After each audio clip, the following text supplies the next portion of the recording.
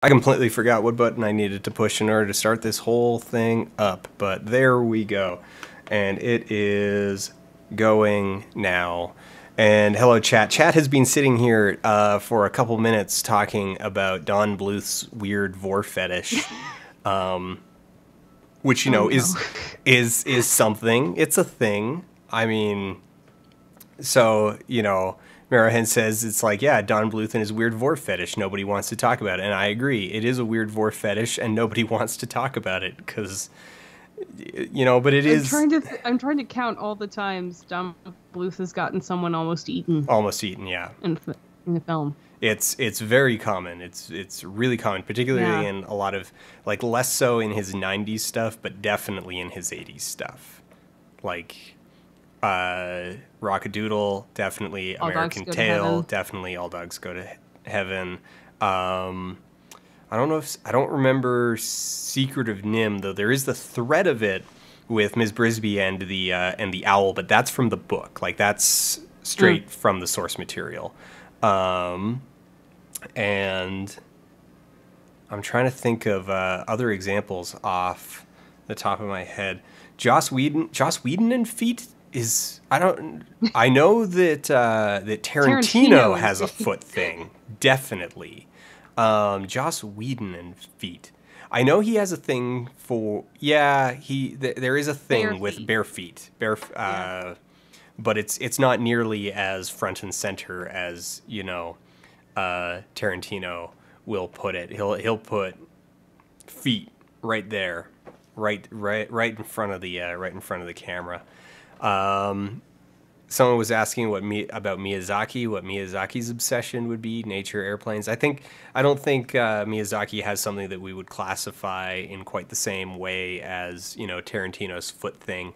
He has interests that he clearly comes back to because they are important to him. Environmentalism would be one of those, kind of a pastoralism for his youth, and these are the kind of things that, like, particularly the reflections on his relationship with his father. I think as far as artistry goes, like, that one doesn't even qualify as weird or anything of that sort. Like, that's about as mainline as you get. Miyazaki's pretty vanilla as far as directors go. Yeah. Is there a vor scene in Land Before Time? Oh, there's a lot of almost getting eaten by Sharptooth. Yeah. Land Before Time. Like, there's a lot of Sharptooth. Like, Miyazaki really just kind of has interests. He likes flying. He likes the ocean. He likes the environment. He enjoys a pastoral, quasi-mythical version of his childhood, and he has a complicated relationship with his father. Tom Hanks and pissing, however, that one's a little bit more. That's what we're talking about. That's really where this is going. That's with the feet thing. That's with the vor thing. Tom Hanks and pissing. Tom Cruise and running. There's another classic one. Clint Eastwood's gotta have something. I don't know if Right? I would say it's playing like growly old men, except I think he was just born a growly old man. Yeah. Like, that's just what he is. Not even who. That's what he is. And I need to actually turn this on so that when the rest of it fires up, you'll actually be able to see what's going on without the massive delay of watching the stream. It will be a little bit small, though. Zack Snyder and slow-mo. I don't think slow-mo really counts in the same way. Like, Zack Snyder's obsession with cool, like, he just thinks slow-mo looks cool, and he's not even going to think it looks cool forever. He just thinks it looks cool, now. Like, and you even see, like, he's been using it a lot less as time as it's gotten more and more ubiquitous, and as he's just kind of gotten bored with it. He's moved on from slow-mo. Mel Gibson and torture. I think Mel Gibson does have a thing for like really, and this is the proper use of this word, really visceral torture. Yes, like he's got that Catholic idea of the redemptive power of violence But to yeah, the self. yeah, absolutely. I don't know if he's skilled enough to pull it off to say, shoot, like to the degree of maybe Martin Scorsese, or no, I'm not thinking more Scorsese. Whoever did Silence, name is just.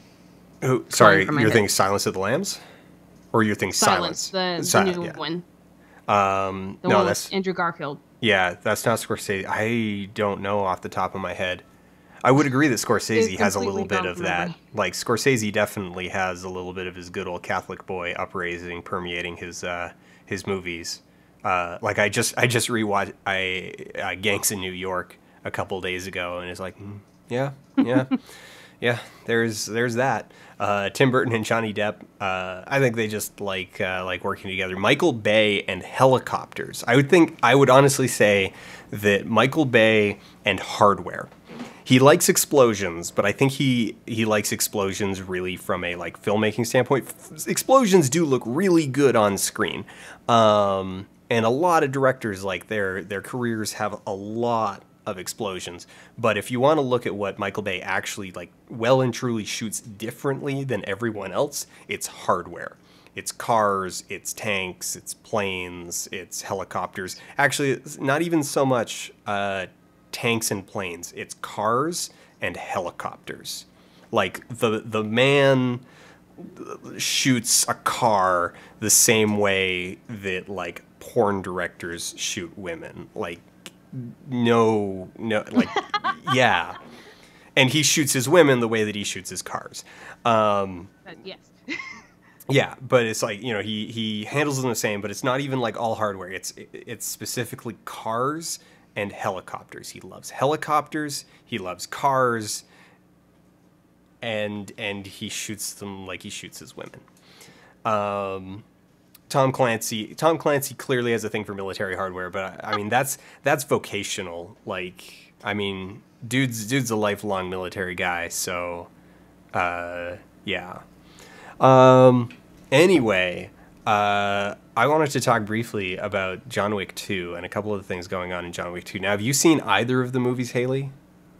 Everybody, not. I should introduce. Haley is joining us hi, chat. tonight. Hi, chat. Have you seen either of the John Wick movies?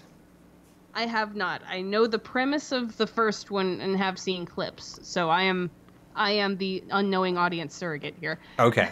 So this will be good. Now I did last week. I went and saw John Wick 2 last Tuesday, and got home and I was like, I got some ideas that I wanna get out about this, that I want to talk about. And so I recorded a vlog, just super quick, but I cut one too many corners. I was like, all right, I'm just going to record it straight to hard drive. And so I'm just going to use, I'm not going to actually record it onto the camera and then transfer it. And so I like quickly set it up, and I screwed up one of the settings. And so it wound up recording at like quarter resolution, quarter frame rate. So it was actually only recording at like, 5 frames per second. And so I'm like, this is awful. I can't post this. This is completely unacceptable. So I just didn't, and then I didn't redo it. So that's where I wound up being with that. But one of the main things that I wanted to talk about was sound, the way that John Wick 2 uses sound. And so the first movie uses color to represent its themes. There's actually a really great essay on this by Kiva Bay. Kiva Bay wrote a really good essay on John Wick 2's use of color, and how you've got John, this retired assassin, and he has left the assassin life behind, and that escape is represented by the color blue. that John is the color blue. And when John is in control and when he is pursuing his goals and when he is the one in charge, the predominant color is blue. Then he gets pulled back into this underworld life, and the underworld life is represented by the color red, and his possibility for escape is yellow and golds. So there's a few characters. So there's his dead wife, there's his old friend. They're represented by the color yellow because they are his thread to escape from the underworld. And then all of the villains are red. They predominantly wear reds, or they have red highlights, purple highlights. And there's this really great scene where it comes and goes. Like, where you see this most dynamically is at a place called the Red Circle. Like, it's a club called the Red Circle, and John goes in, and when he's in charge, they're always bathed in teal blue light. But then whenever the henchmen get a leg up on him, they move into red light. And you even see there's all of these transitions, like moments where like a henchman will be standing in red light and then they'll step into the blue light immediately before John like takes him out. And that's brilliant. It is really great. And then as the scene progresses, he starts to sort of lose his foothold. And as that happens, red more and more dominates the frame, dominates the scene, until eventually he's bathed in red light and needs to escape. And then, so this runs through the entire film. This color scheme, this use of color to communicate themes, runs through the entire film. And then the second one chooses not to replicate this. They don't just go with this same color scheme. Instead, what they go with is they go with sound. So in the second movie, you start off, so John has these very distinct guns that he uses. He has his like personal custom fitted pistols, and he uses them. And so for the first whole chunk of the movie, this ends up serving a dual purpose. One is that so John's guns sound differently than everyone else's. So the dual purpose here is, one, it's practical because it means that during the early chaotic first few gunfights, it's easy for the audience to pick up when John's firing and when John's being fired at. Because there's the practical element of like, well, his guns sound different, so if we hear something else, it's someone shooting at him, and if we hear his, it's him shooting at someone else. Which helps keep track, because they're very dark scenes and there's a lot of flashing lights and strobing lights and stuff like that. And so there's a practical purpose, but it also serves a thematic purpose, because as the movie goes on, things happen where John loses his guns and he loses his weaponry and he loses control of his own fate and his own supply. Like, he loses his home base, he loses his stashes of equipment and stuff like that, and he has to start resorting to using the enemy's weapons, like the weapons that he takes off of them. And you can probably already see the thematic twist here, is that it's like he's becoming more like them. Right. Literally, like, so it's a spiritual thing that he is falling into the underworld, but it's also, he literally just sounds more like them as a result of this. And so it becomes a little bit harder towards the end of the movie to really keep track of who's shooting at who, because the motives are getting mingled. And so I thought, so that's a really, really savvy little thing that they did there. And so I'm really looking forward to in the future when it comes out on video and I have the whole thing, I can pull those examples out, because I think that's some really really savvy storytelling there. I agree. And then, all right, I think a whole bunch of, I think people are here. I think we've got about as many people as are gonna sort of filter in. So maybe we should get to the headliner here now. What we've got lined up is Shadow of the Colossus. Now, are you familiar with Shadow of the Colossus at all? I am familiar with it, though I have not played it. You have not played it. You've seen other people play it. So I'm an expert backseat gamer. sweet. So now I loaded this up a little earlier just to kind of, make sure everything was working and get the settings in place. And I kind of want to do a side-by-side. I do have the original PlayStation 2 version, and I kind of want to do a side-by-side of some of the things in here. The framing and cinematics, because the game did use what's the word that I'm looking for? It uses letterboxing for the dual purpose of triple purpose, actually. So letterboxing enables them to do more complicated geometry moves without melting the machine, because there's fewer pixels to render. But it also adds a semantic significance to things. It's like, oh, the letterboxing comes in. This is meant to be more cinematic. It's meant to be wider and narrower, and that just communicates an emotional tenor to the audience. But then they carry that into the HD version. But the HD version is already significantly wider, so you're not letterboxing a 4:3, you're letterboxing a 16:9. So I'm kind of interested in doing a side-by-side comparison at like, okay, what then exactly ends up in frame, and how, if at all, does that end up sort of changing the implications of like the mise en scène.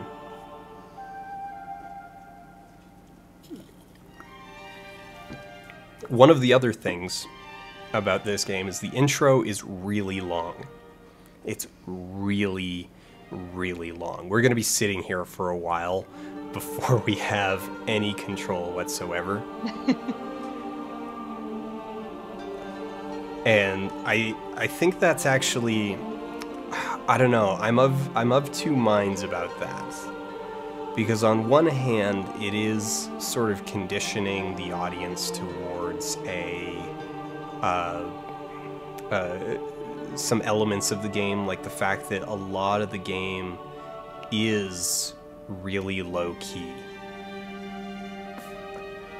Like there's a lot of very long segments where you're just kind of walking around and there really isn't any risk, and you're not really climbing, like you're not climbing or necessarily navigating in a more problem-solving type way. You're just going from point A to point B, and the world is so big and so vast that like walking from one puzzle to the next will take several minutes.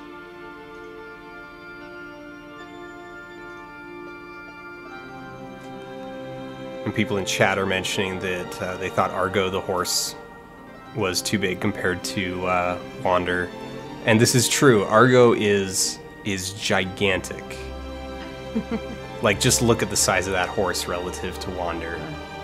Clydesdale there. Yeah. Now, I think that's intentional. I think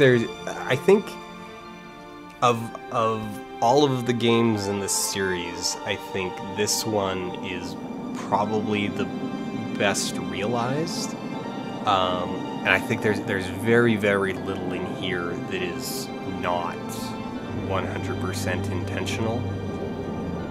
That Wander is meant to be dwarfed by the horse, and in fact, like that things intentionally don't fit. Because one of the running themes that we see through the as the game builds is this idea that Wander really doesn't appreciate the significance of what he's doing. You know, he is out of his element. He is unprepared. he doesn't fit. And so we're gonna go new game.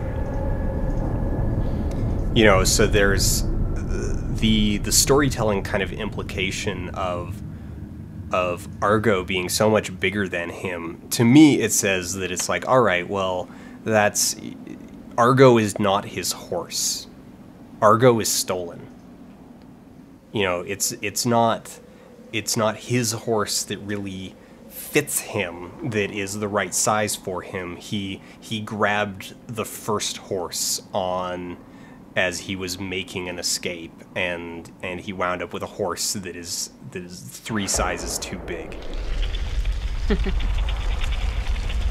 makes sense.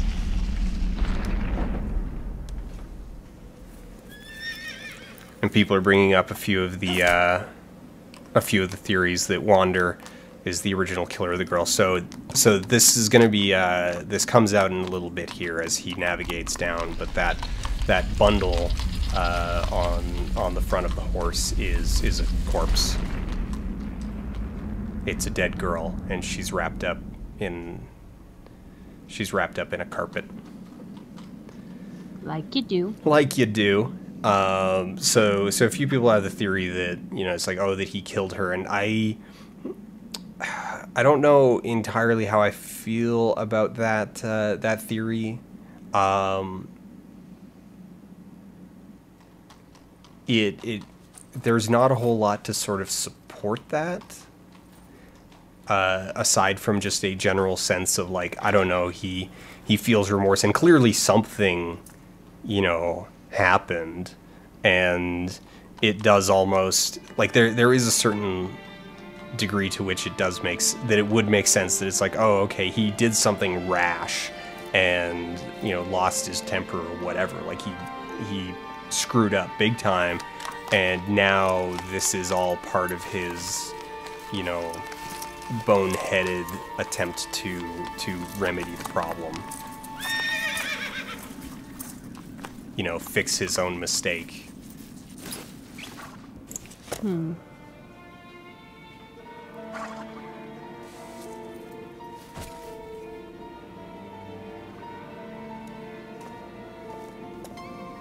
you may be thinking, all right, we're coming up on a controllable segment, and you would be wrong. We still have a ways to go.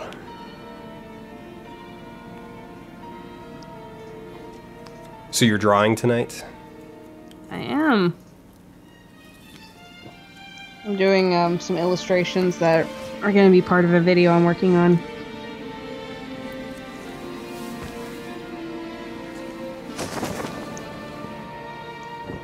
So there you go. That fabric was, like, mind-blowing at the time. The fabric and and Argo's hair, like, really, for the PS2, like, they managed to pull off some pretty tricky tricks to get things actually working properly.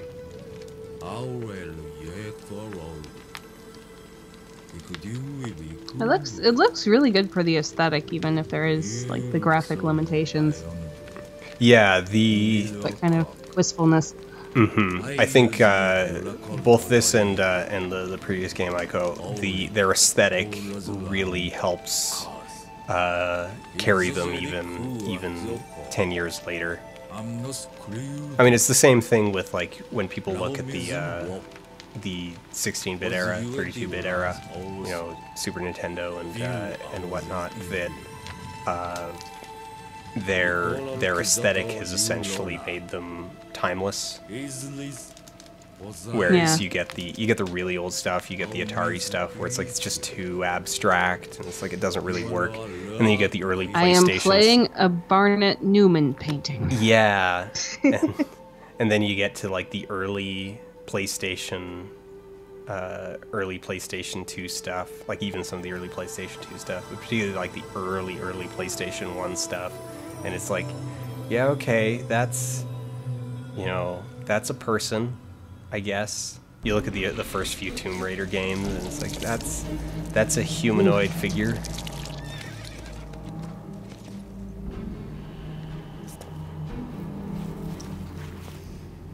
Okay, so these smoke monsters are coming out of the ground, and you may be thinking, all right, we're coming up on a controllable segment, and you would be wrong. Oh, I meant to start a timer to see just how long exactly it is from the initial thing through to when you actually get to enter a control aside from selecting new game.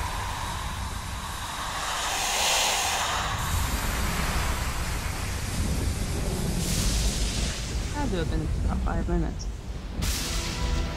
At least. I think it's got to be longer. I feel like this whole segment probably comes in over, like, close to 10, if not over. Like, that's what my gut tells me.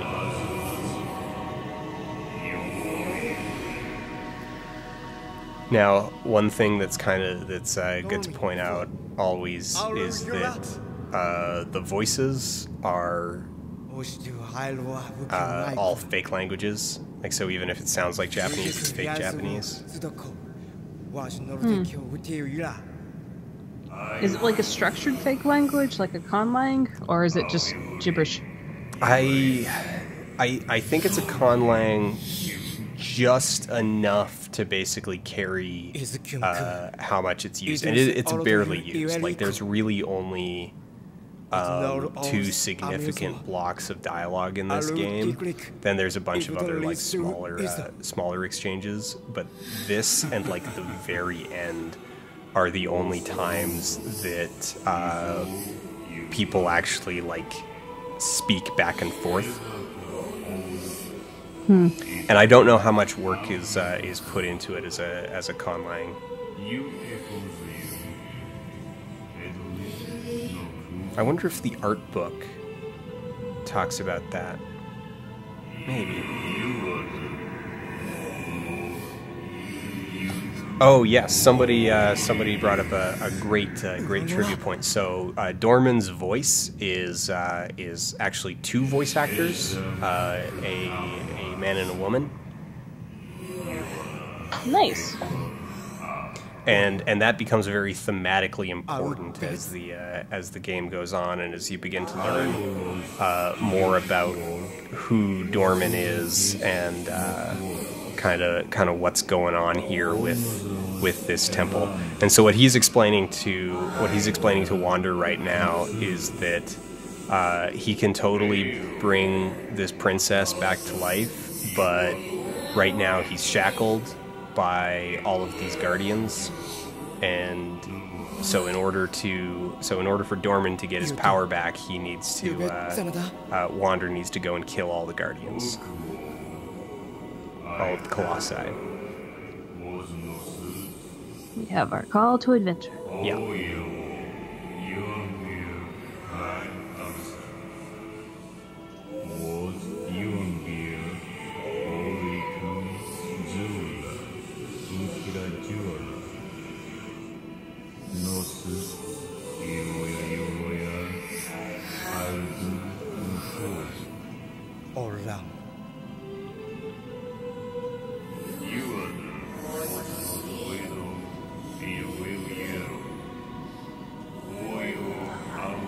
Spoiler warning, the price is his life.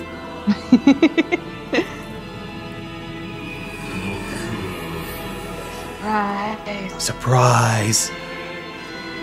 Bet you didn't see that one coming.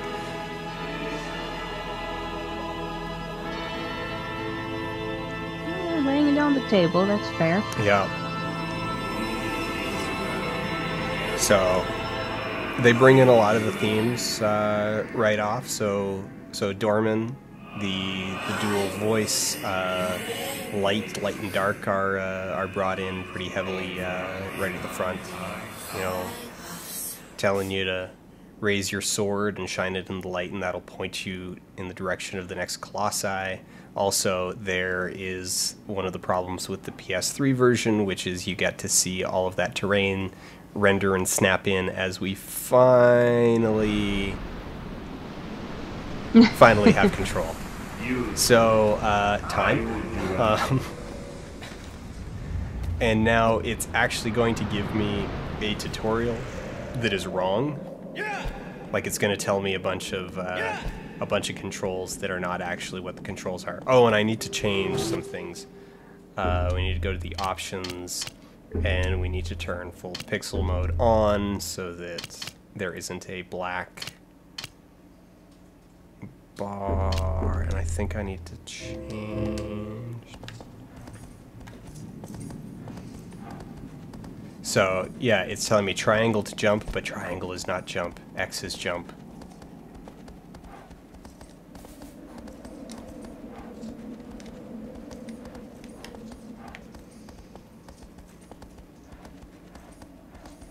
I need to change that back.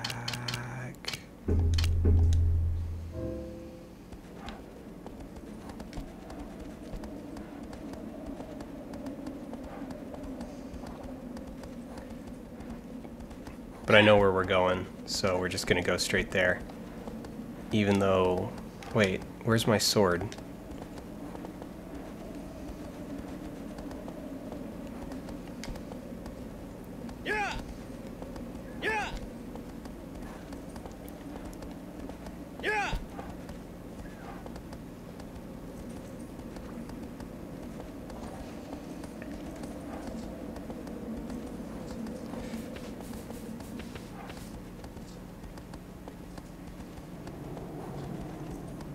So one of the signifiers that they consistently use throughout the game is that as you approach each of the Colossi areas, Colossi arenas, you move under the clouds. That makes sense. And if we go to the map, you can see that most of the map, so the map is actually a lot more usable in the PS3 version. It's almost unreadable in the PS2 version. Like, it doesn't look like anything. So it's pretty hard to use in the PS2 version. But you can see right now it's also not terribly usable because the map is covered in clouds.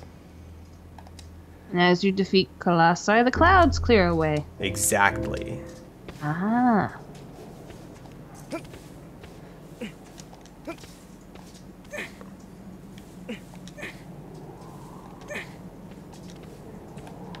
Come on, you can get up. So controls in the game are a little bit janky, but this is intentional. All of the games in the series use intentionally... I didn't want to jump that way. They use intentionally janky controls in order to communicate theme and tone. That one of the core elements of all of the games is that the protagonist is not actually a hero. Like in two of the games, the protagonist is just a kid, and in this one, you're also kind of just a kid. You're a dumb teenager who has gotten ideas of heroism, delusions of grandeur, and I need to do this one's got to be a slide. There we go. And you're acting out on that, and you're lashing out, and so this lack of preparation, and this goes again to sort of with Argo. The lack of preparation is in no small part communicated by the fact that, your controls really are kind of janky and clumsy, and you're not the well-honed death machine that you're used to playing in a video game. You're playing as someone who's not in complete control of their body yet. Yeah. You're not in control of your body. You're not in control. Once I tripped on air. Yeah. You're not in control of your body. You're not in control of the situation.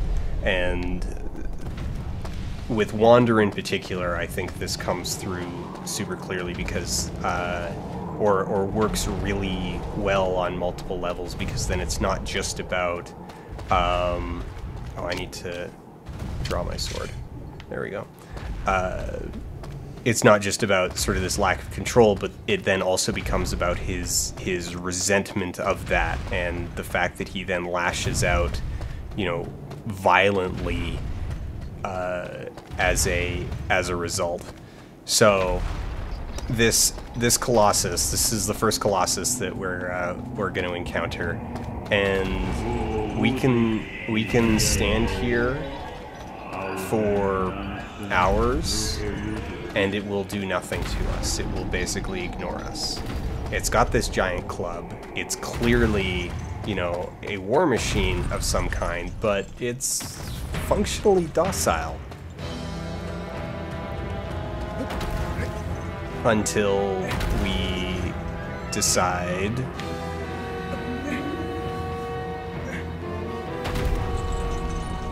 come on.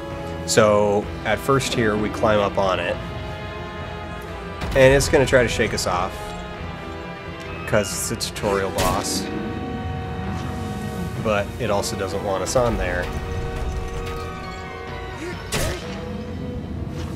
and we're just gonna go stab it in the back of the leg.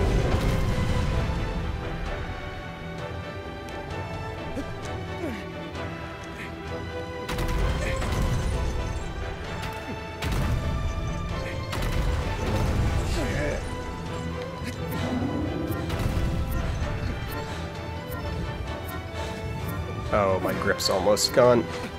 I did not do that fast enough. Alright.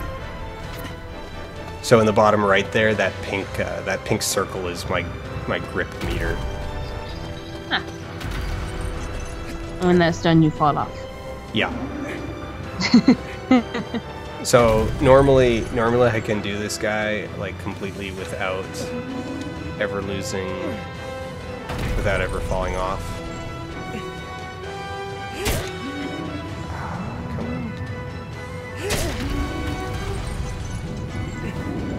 Timing is so off right now. Oh wait, there. Oh, I got that. Oh, this is embarrassing. So actually, about an hour before the stream, I was like, okay, I'm gonna just make sure that I know the controls, that I'm feeling comfortable enough to actually, like, you know, play the game. And so I ran over to the first Colossus here, and I beat him in about, I don't know, 2.5 minutes. Like, now that people are watching. Now that people are watching, I'm apparently not even going to be able to...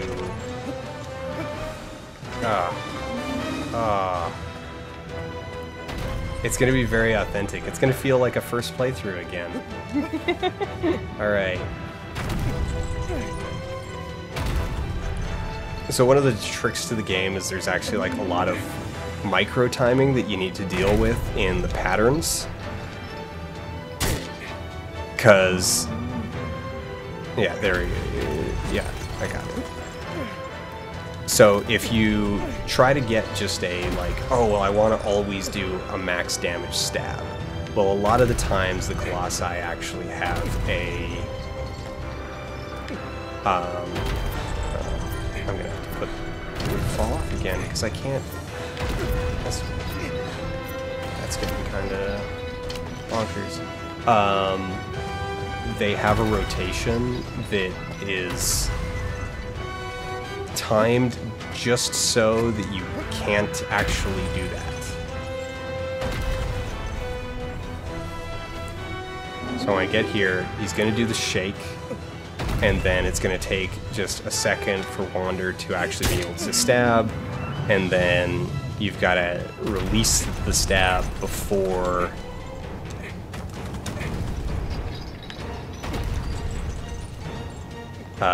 before he starts the next shake. And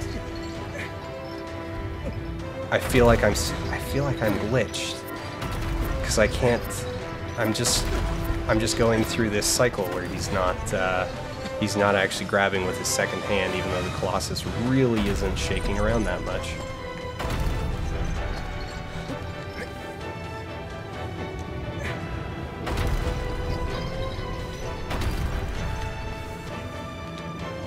Where no he stab this shit in extra time when he goes down to make him stay down longer.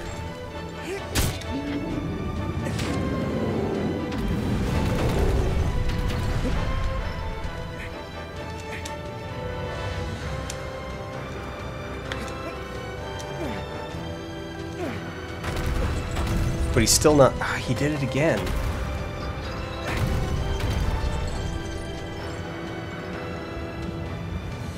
So, in theory, being here, I should be fine for getting up to the next level, but it's just not happening. It's not happening. This is weird.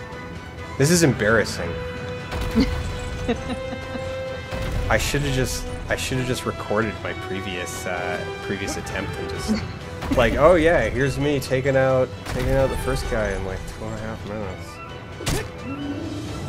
All right. Let the group recharge right after the first stab, and then you'll find a full power.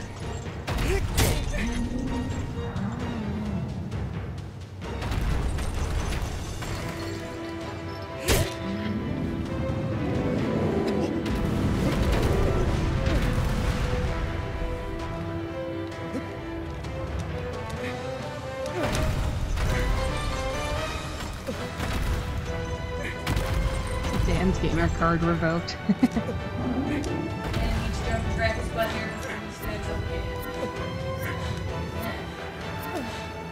again. That's a phrase.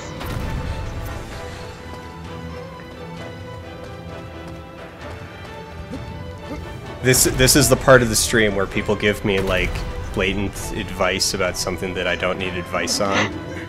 It's like, here's how you do it. It's like, I know how to do it. I've killed this guy like 30 times. I've killed him twice today. Just for whatever reason, then. It's like performance anxiety. It's like, okay, now all of a sudden, just complete failure. There we go. That's what that's supposed to look like.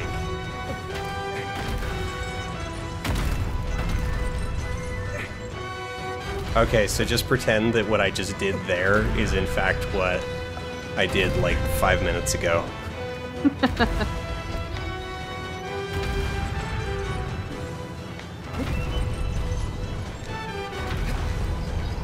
Oh, no, come on, grab the back.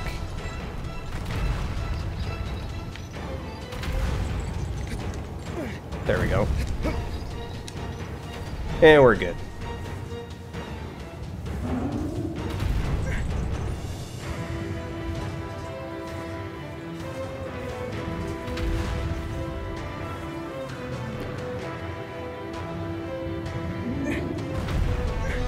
So now one of the really fun parts about this game, like when you're learning it, is finding all of the spots on the Colossi where you can actually just stand and recover.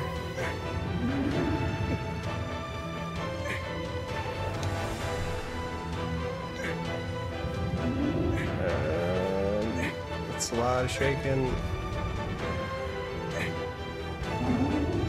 I'm gonna have to get back to the shoulders.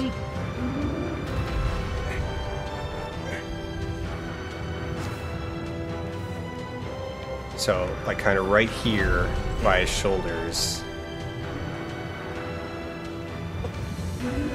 is a good spot to stand and recover a bit if you need it.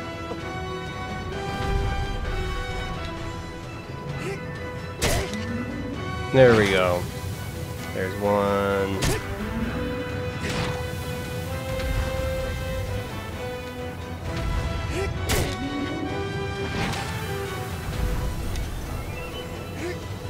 When you reach his head, he looks like a teddy bear. He is kind of like a teddy bear.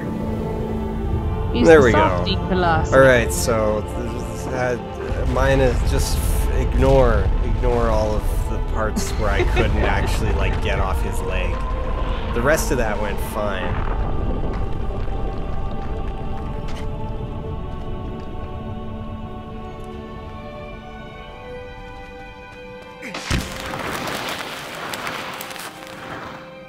Oh, that can't be good. That can't be healthy.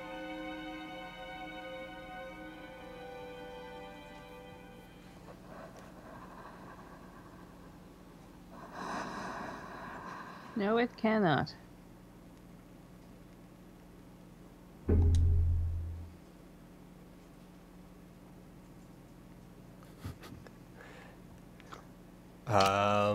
Oh, I've got apparently a bunch of saves. That reminds me, that's Miyazaki's visual thing, is the demon blobs. Demon blobs, yes. Yes. Icky demon blobs. Oh, I love his demon blobs. So the first of his films, well, actually, I guess technically the first one was Kiki's, but I didn't really know it at the time because I was a kid. So the first movies that I saw, like that I was actually kind of conscious of, was Mononoke when it went to theaters in North America, and I fell in love with the demon blobs like instantly. Best use of demon blobs. Best use of demon blobs. Like, it was so good, so cool. They were also in Howl's Moving Castle, and I think a little one was in Spirited Away.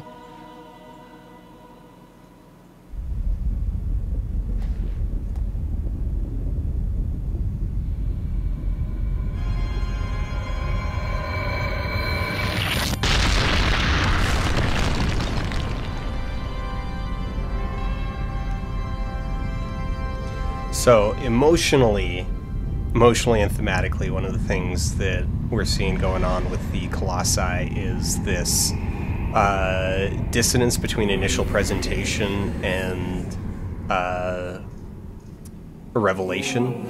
So when we first get to that Colossus, when we're approaching it, we're going from the light into the dark, and then we see it through the mist, and it's shown to be this massive kind of overwhelming thing. And when you're at its feet, it is this really imposing sight.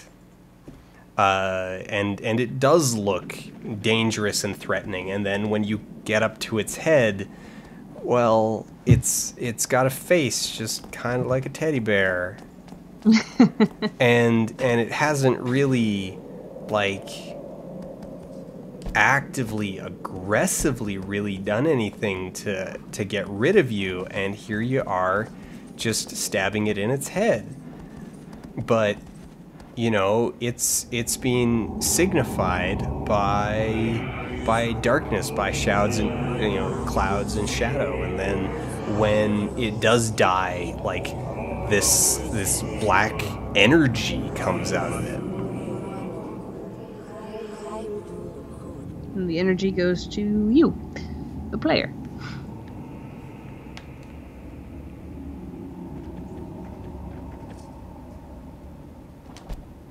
Now, Argo's controls actually work pretty well for a horse. Like, they're probably the most authentic horse controls, and people still say this, and they say it quite rightly, that Argo's horse controls are the most authentic horse controls in a video game, because you actually, like, control Argo by there you go. Sorry. There's an achievement if you actually, like, save at every last one of these. We're just going to overwrite that. You know, you spur him forward and then steer him left and right. But so his forward momentum is controlled by, you know, basically asking him to go forward. You do not control the horse, you convince the horse. Yes.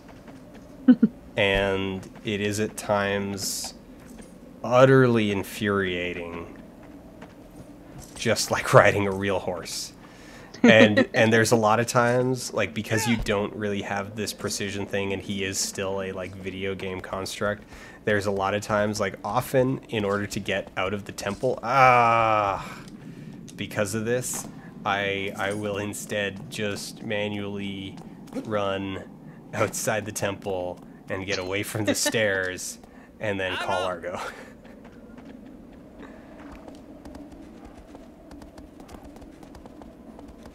It's like, all right, we are in a place where we don't need to deal with your, like, 8 trillion meter wide turning radius. And all right, I can get on this horse. There we go. Yeah.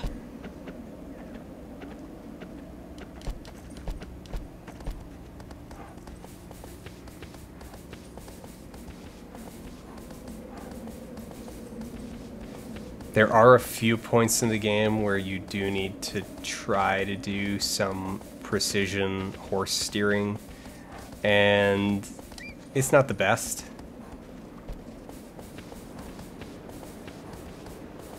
Fortunately, Argo doesn't walk off edges. I mean, that's infuriating when you want him to go off a very short edge. It's like, just go over that tiny edge. And it's also kind of rough when he just will turn around like that because you got a little too close to an edge. He'll buck up. But, you know, it's also nice that he won't just, like, launch you both off this cliff because he's hard to steer. So he would be a perfect fit for the mules of the Grand Canyon. Yes. Because they refuse to walk off just that.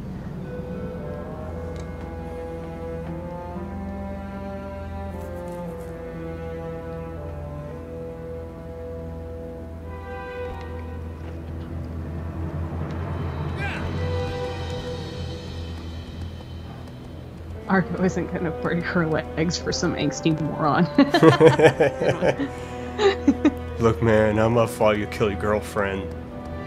She's dead, just get over it. There's other fish in the sea.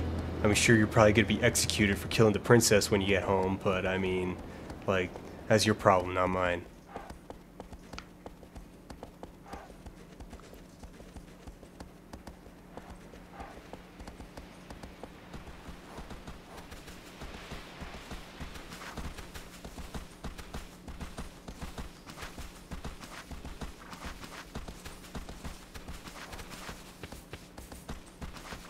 My experience of riding actual horses was very limited, but also very painful. The horse was too big and the saddle was too small. Ooh. That's a bad mixture. I was also 6. Yeah, especially if you're not a like the saddle was too small for you, and too small for the horse. Like, I mean, like, it was a huge horse, but it was my mom and myself on the saddle, and the saddle was just not big enough for both of us to be comfortable. Okay, so it was and an adult horse didn't saddle. Care. Yeah. Yeah, so it was an adult saddle, but there were 2. Yeah, all right. Yeah, that sounds pretty bad. All right, Argo doesn't want to go closer to the door.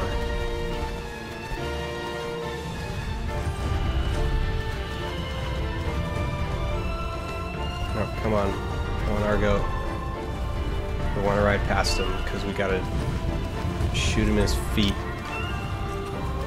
All right, screw it. I'll do this by myself. I'll need you, giant horse. I don't remember how to shoot the bow.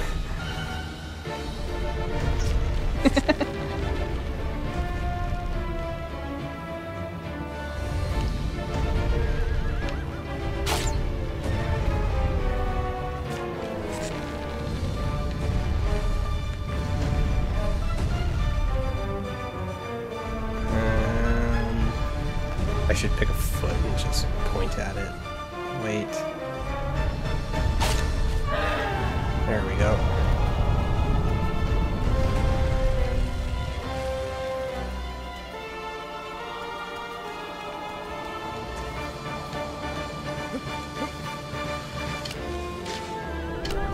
Hammer space. That's where his arrows come from.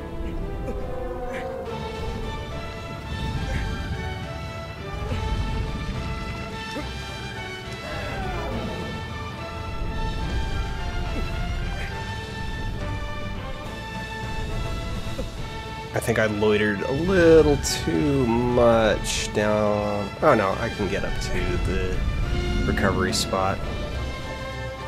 I'll be fine. I am totally not gonna get just thrown off of the back of the bull. I'm gonna get thrown off the back of the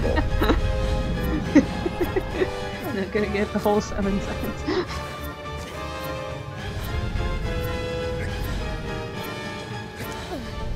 Oh, wrong way!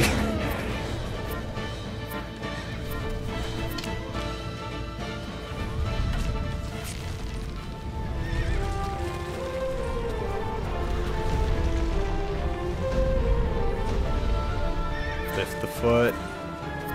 You need to lift that foot eventually. There we go.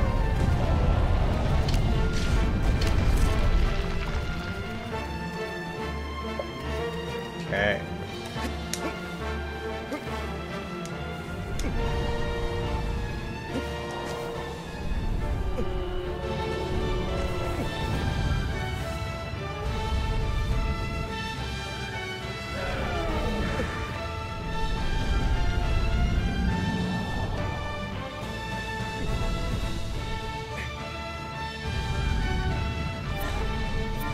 Almost there. Almost there. There we go. That is some well-rendered fur. They did a really good job with it, yeah. Like it's not Fluffy's teddy bear fur, it's actual animal fur. It smells weird.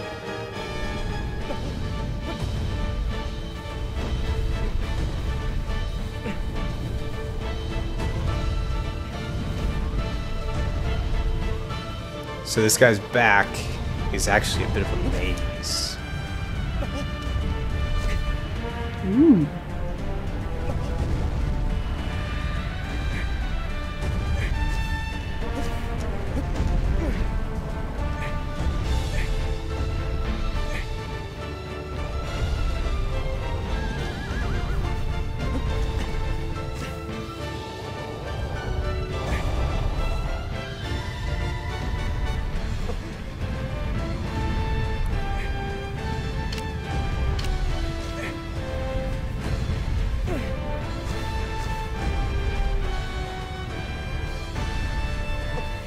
I think Colossus fur is like camel fur. You're going with camel fur? Yeah, I can see camel fur. Yeah.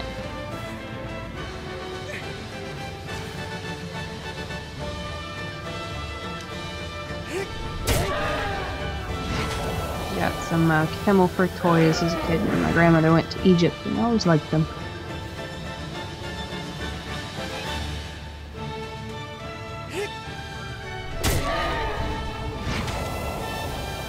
Good so far.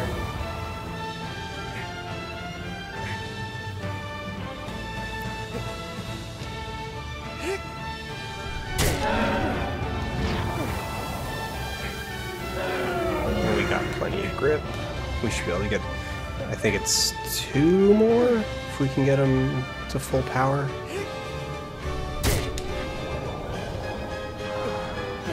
Oh, did we miss that one? Did I miss my window? I think I missed my window on that one.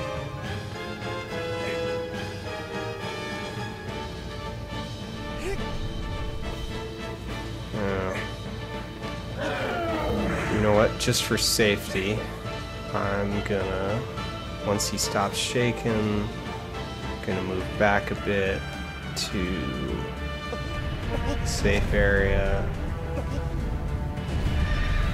Recover grip.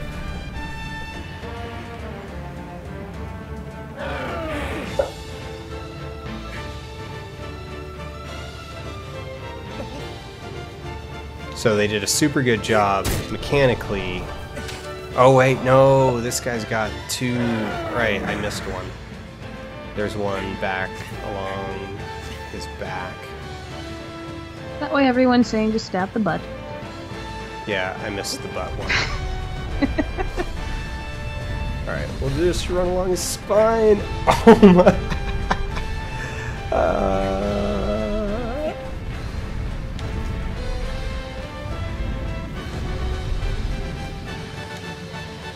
So we're actually doing this one in reverse order.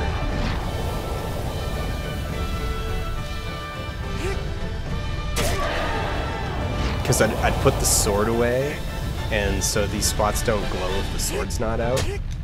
And I got cocky. I thought I remembered exactly what to do. And then I forgot. I was actually about halfway across his back, but I was like, wait a second, doesn't this guy have one on like the midpoint, like the side of his ribs? Nah, that's the other guy. Because there's a couple. There's 2 or 3 colossi in the game that kind of have that same rough like shape. If there's like 3 humanoids or 2 or 3 kind of, you know, giant quadrupeds, and then a bunch of weirdo random things like a snake and a bird and a very small bull. There's 2 bulls. There's a lizard.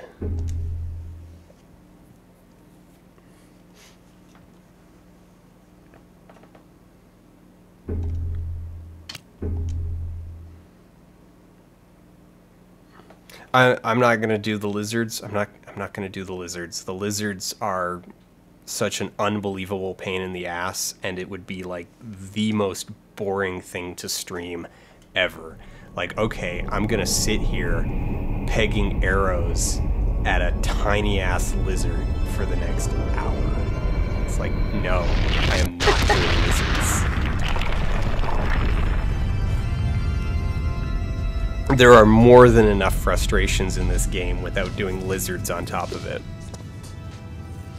Tortoise, yes, I was just about to go into that, Jacob Christos.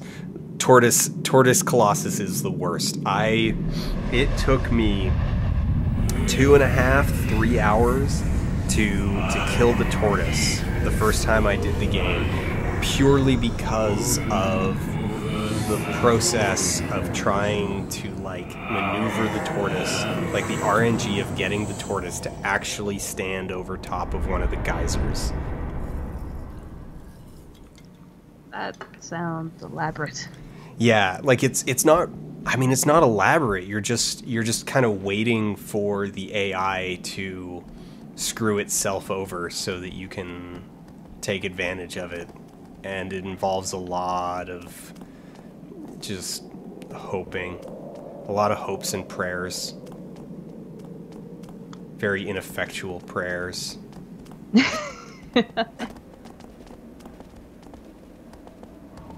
Alright.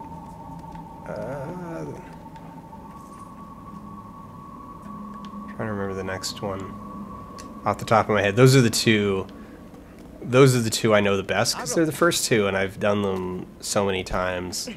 And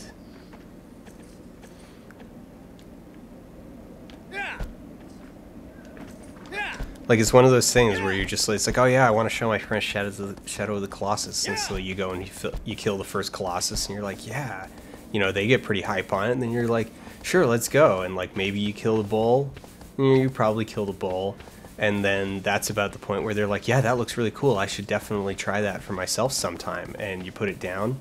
So it's like the number of times you've killed the first 2 Colossus outnumber every other Colossus by like an order of magnitude. Oh, Argo. Come on. No, stop. What are you doing? Stop.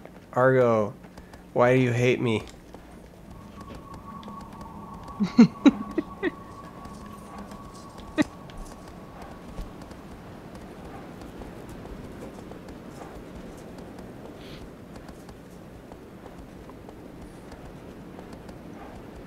Amy, you were napping so nicely and now you are standing right in front of the television.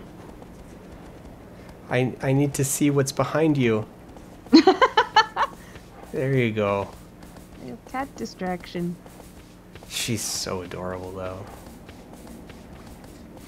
Alright, Yes, she is. I think it's in this canyon here. I'm trying to remember who... It's kind of off this way. Also, we just passed a lizard that I'm totally not going to get. Do the lizards do anything? If you get all of them, oh, let me see if I can remember this correctly. I might have forgot, like I might be completely off base. but if you get all of them, then you get a golden apple, which like triples your health. I think that's what it was. I have never actually bothered to do it. Like, there's a lot of kind of secrets and roundabout stuff in these games that I've just completely neglected. Because do you need a new pop? Oh, sure. They predate achievement systems, so I did most of my playing back before there were achievements, and so that limited my drive to like track down every last secret, especially since some of them are super obnoxious, like the lizards. The lizards are really obnoxious. Fruit increases your health, lizards increase grip. Someone had mentioned in the comments that you should go back and check on the corpse of the first Colossus. Right. We will do that after this guy because I've already swam across the lake. They also said you were behind on your daily floofs. Daily floof did fall by the wayside.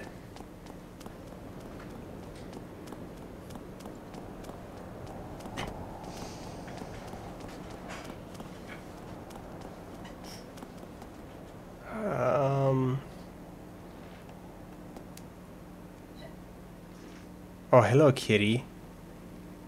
Mew. Mew. That's a keyboard. Alright. Over there. There you go.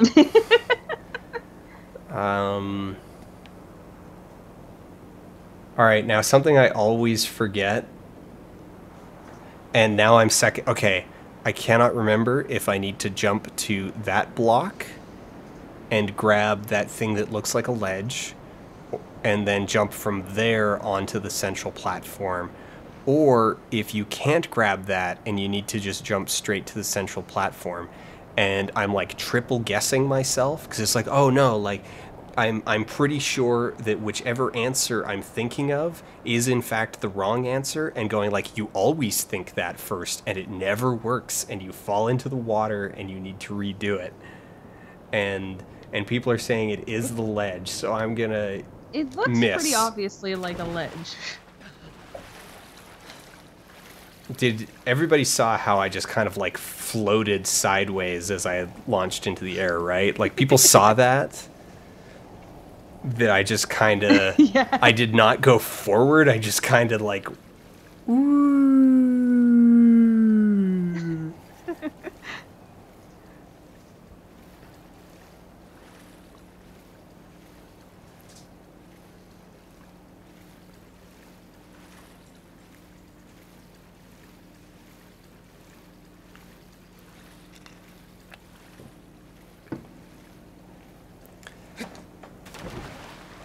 Oh right, this is one of, I think, the coolest things in the game. The fact that you can do this. Like, I want you to think about that. Like, it's such a video gamey thing that it's like, oh yeah, of course you're able to just jump out of water. But your entire body. Your entire body. But it's like, wait a second. How are you doing that? Do you have a dolphin tail under there that we don't see? Like, how much thrust can you generate with a kick? Have you ever tried to get in a canoe after falling out? That takes an embarrassing amount of time. It's like, hey, just double jump.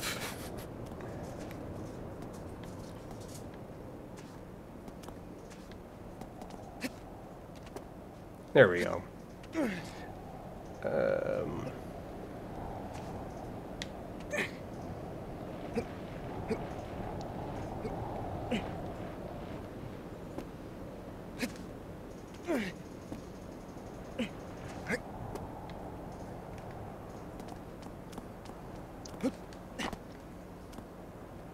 Amy is back in front of the TV, pawing mournfully at Wander.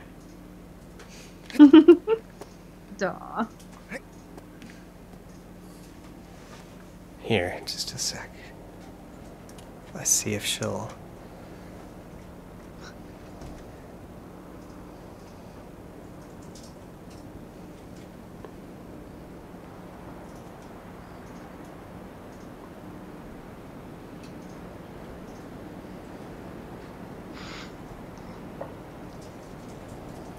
Yay, kitty time. And of course, pointing the camera at her has convinced her to go away. So...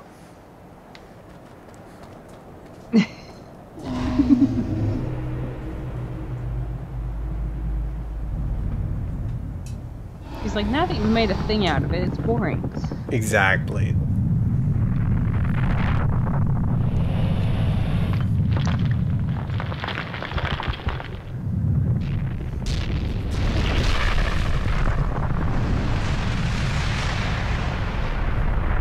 Shadow of the Colossus.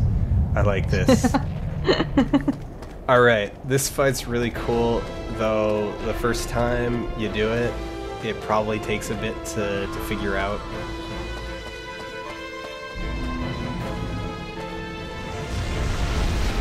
That head to shoulder ratio is odd. Oh, it's great.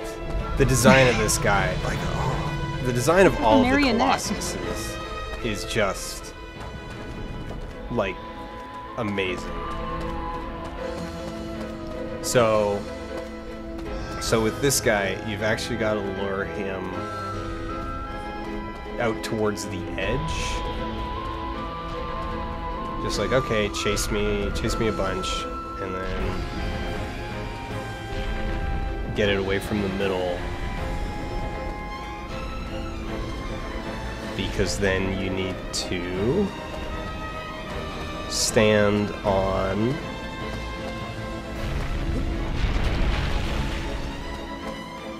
If you jump at just the right time, then the ground shaking doesn't screw you up quite as much. Now, hopefully, I should be... This positioning should be good. So we want him to do the big overhand smash. And hit that so that it breaks his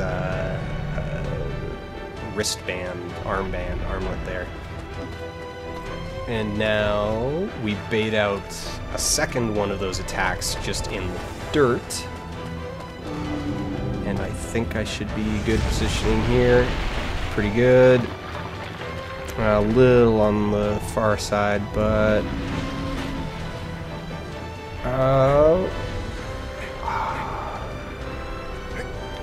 I'm going to call that doable.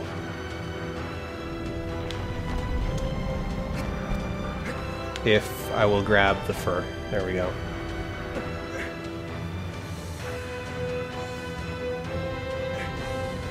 Now, is there a chance that this guy could knock you off back into the lake? All the way back up? Yes, there are a couple spots that you can be at on his body where if he does certain things, it will launch you all the way back into the lake.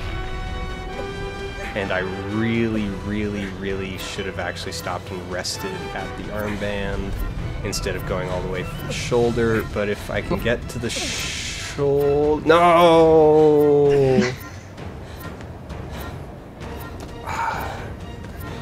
And really that's my own fault. Like, they have very intentionally timed these things out where, like, if you're really good, you can make it. But you're probably not going to, because the timing is that narrow. And that's an intentional design choice on the designer's behalf to be like, it's like, no, we want, like, it should take you, it's like, all right, you've got 40 seconds of grip, roughly, unless you're really good. And it's going to take you 41 seconds to get all the way up to the shoulder. And it's like, okay, so you either got to be really good,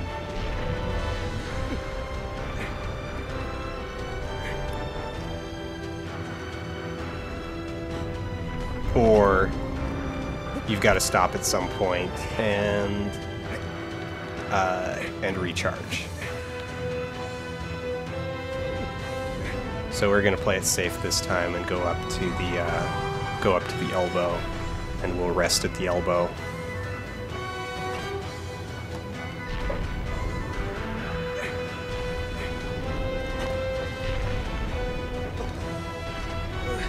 And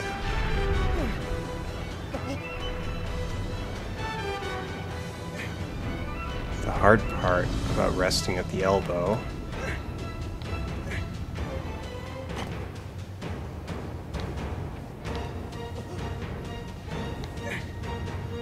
is actually getting back onto the arm.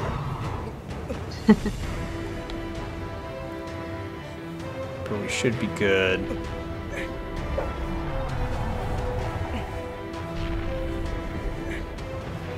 Alright, we're up to the shoulders.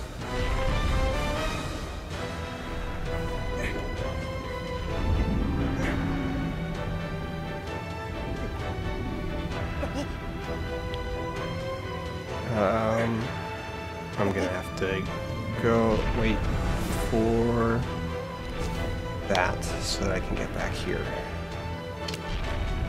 Switch to sword.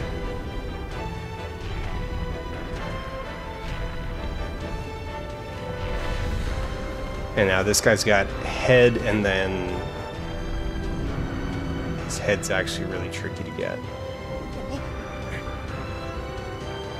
Because he shakes it a lot. And I missed. Oh. Uh-oh. Oh, I might have screwed myself. Alright, there's an okay shot. But I'm gonna need to back off and recharge.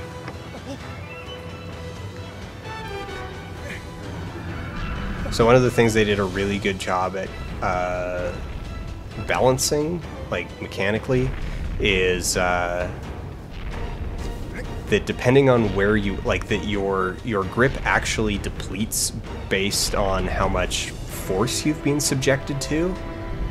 So if he shakes and you're in a relatively secure position, so like we are now, our grip is barely going to go down at all. But if you're out on the head when he's whipping around, your grip's going to go down super fast. Clever little mechanic. So it's really good at kind of making things, like just the whole process, feel right. And it's like, yeah, holding on to that right there is a lot harder and should be.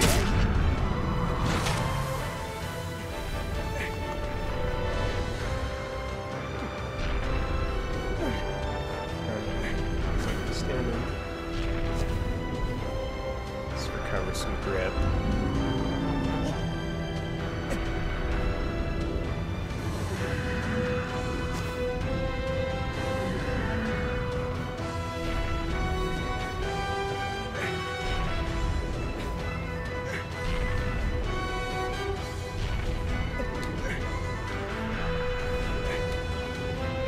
Oop.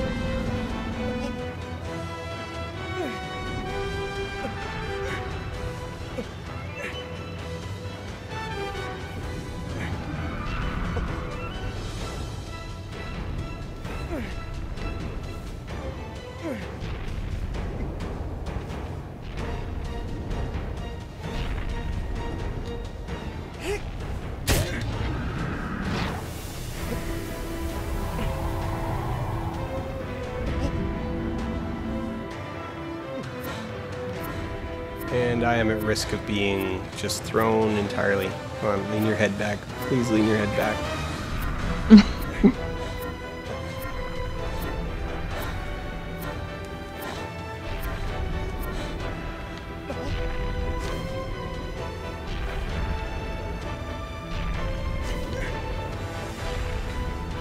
I am in rapt attention. It's super engaging. It's a really intense game to play. Like, it's surprisingly intense for a kind of slow game. Like, in a lot of ways, it is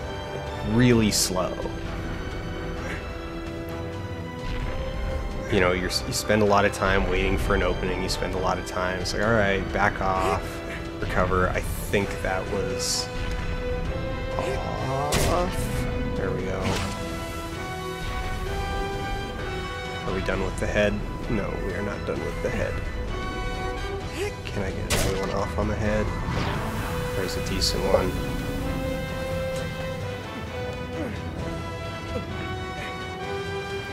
Actually, I think about half, 2/3 of this guy's health pool is in his head sigil.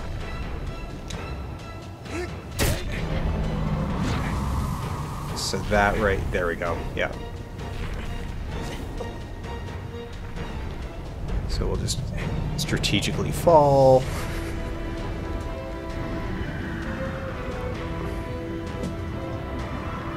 Actually, I'm having trouble seeing. Is that still there?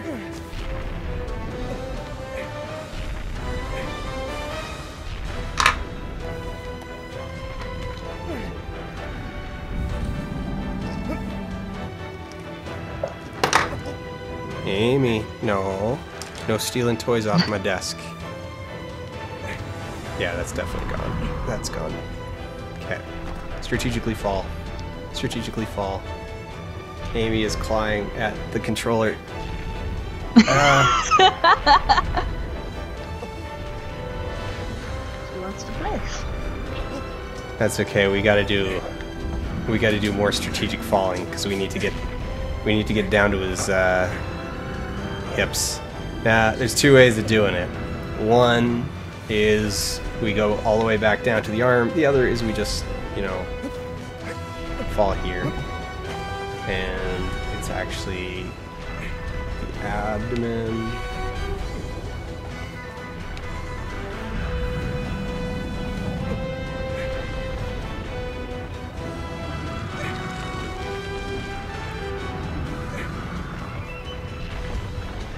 I'm sure it's not a bra. It's the same kind of men's jewelry that Square Enix supplies.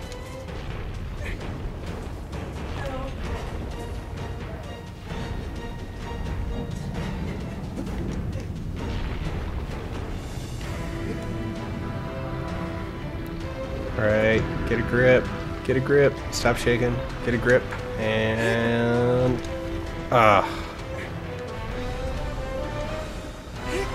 stab.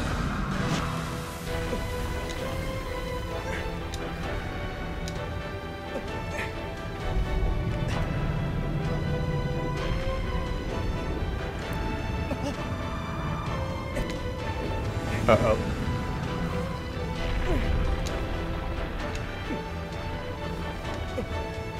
Come on.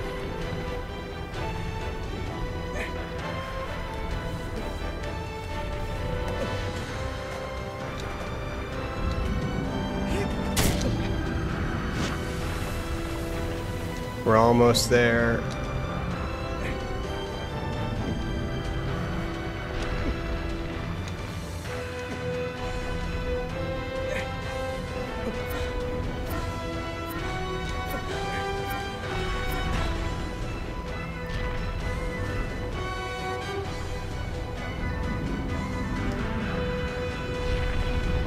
Something I'm really out of touch with, like just really out of practice with, is that how much you get knocked around, or rather like how often you're gonna end up doing that right there with the hands, with losing one of the hands, comes down to like can come down to some really precise positioning on the Colossus's body.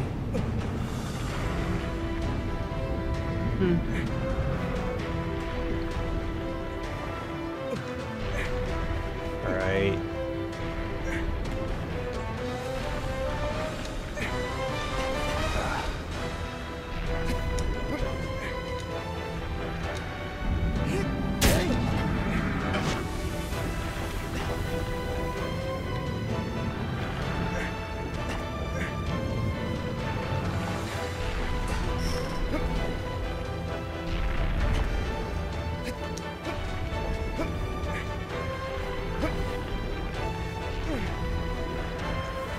Just need to actually get in the stab range. Almost there. Like 1, 2 more. I think if we could get one full power one off, which I don't think we can just because of the timing. Alright, wait for him to stop walking.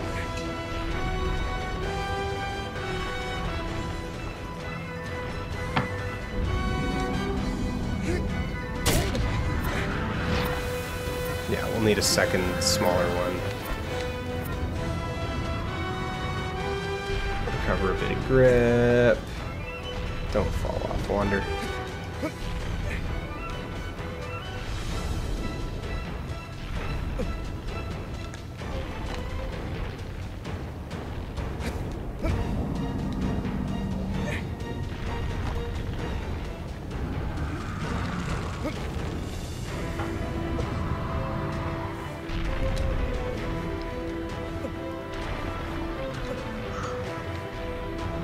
Oh, excuse me.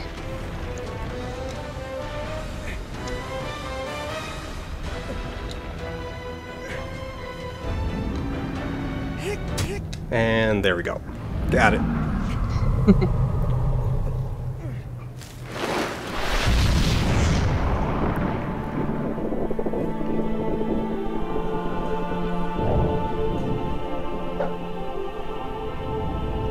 Ninja 504 Falcon. Ninja 504 Falcon is asking to be banned. Just like ban me. Is that the new? Is that the YouTube version of Choke Me Daddy? Notice me, senpai? Notice me, senpai. Ban me, please. It's like in is it Borderlands 2 with Shooty McShoot in the face? Who wants you to shoot him in the face? And you walk up to him and he's like, shoot me in the face! Right in the face! And you get a quest called Shoot Shooty McFace in the face. And the one... The quest is called Right in the Face. Right in the face, and then the one requirement is Shoot Shooty McFace in the face. Nowhere else. Nowhere else, just the face. And it gives you the achievement, that was easy. Yeah.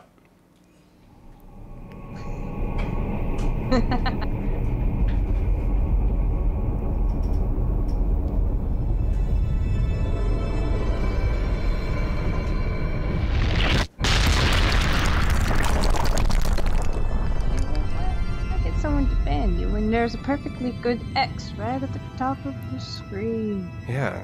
I mean, you could just leave. You're free, man.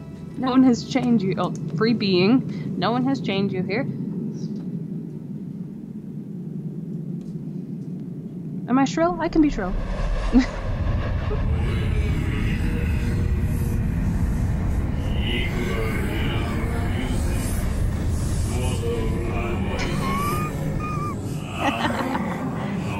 Whenever she goes and sits there, I'm just going to turn that on. And then she's going to jump away up onto the desk, and it's going to be like, nope! Back down to the floor. If she goes and naps on the chair, then I can set up a dedicated kitty cam.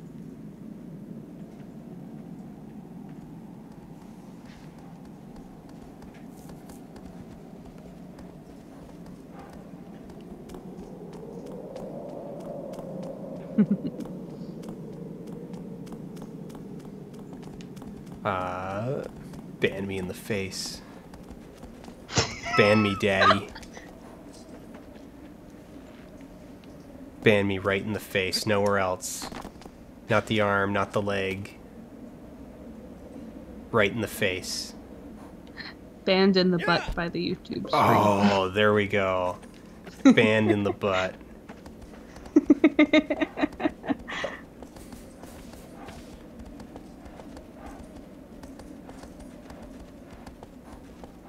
All right, let's go check on the first guy since he's right nearby. Got that handy Clegg light beaming up there.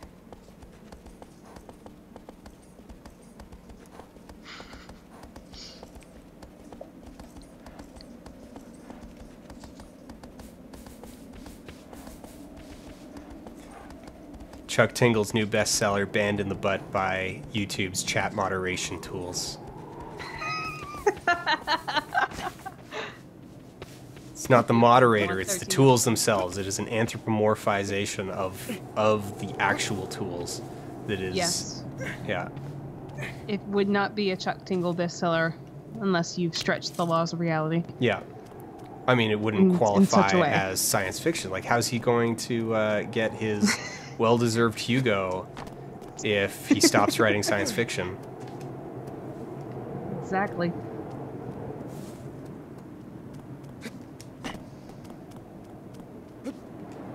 Oh, right, I need to do the slide. This is a move that you can do, but you don't use all that much, or maybe I just don't use it because I'm bad at video games. I mean, both of these, I consider these to be, like, equally probable answers to why the game doesn't really use the dodge roll. Actually, I guess you use the dodge roll a decent bit on the Scorpion. Hmm.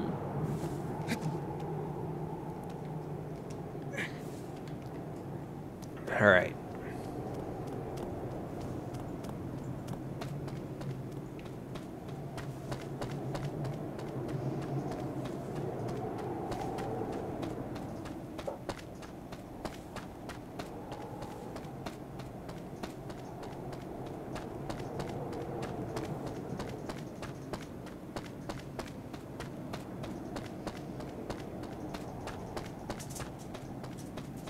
Well, now it's the little hill.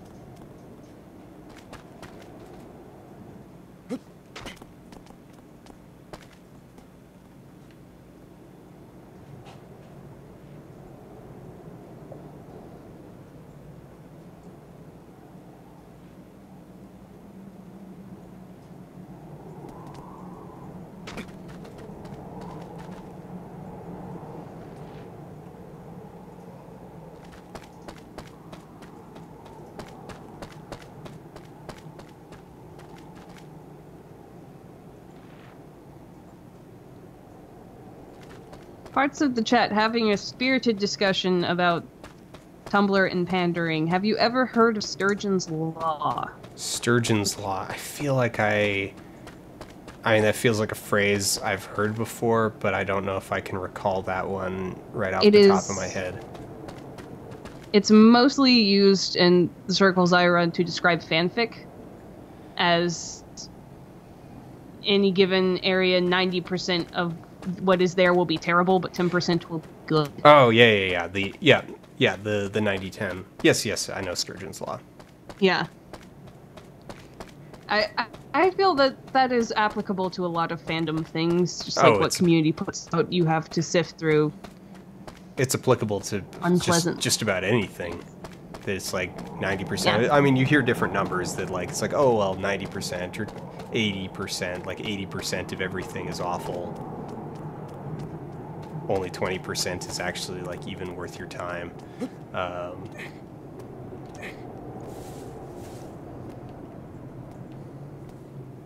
There's a lot of spots in the game that really just like that are just viewpoints. It's really pretty. It's a very pretty game. Come on, Wander, you can do it.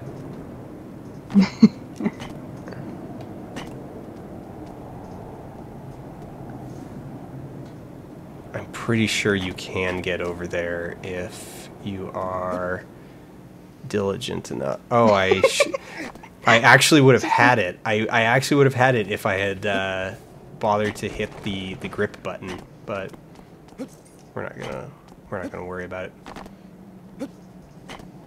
Come on. No. I'm trying to remember how you pat Argo.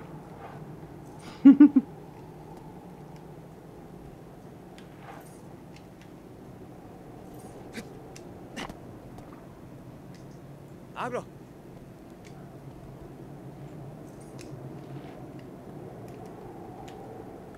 How do I pat horse? I do not remember. Horse is patting you.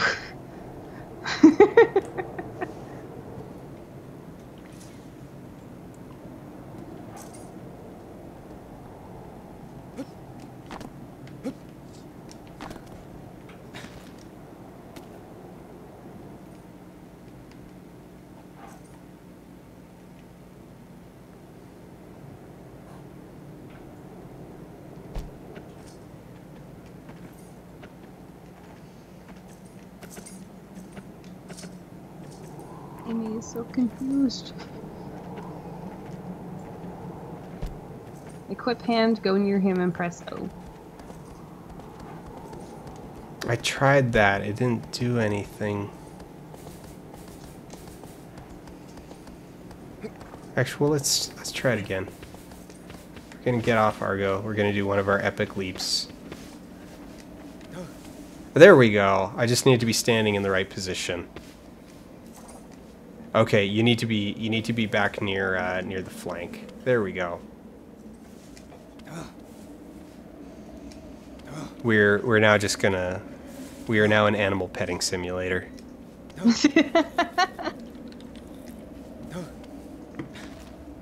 Like, everybody made fun of it when the Kinect was like, you can pet an animal in a video game. And I think they were just a little too early with it. Because if they came out with that now, if they're like, look, it's a game where you do nothing but pet animals, I think the world is ready. I think we're now at a point where people would be like, game of the year.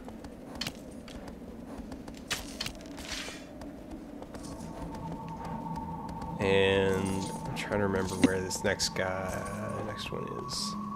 Back over here. Yes. Yeah.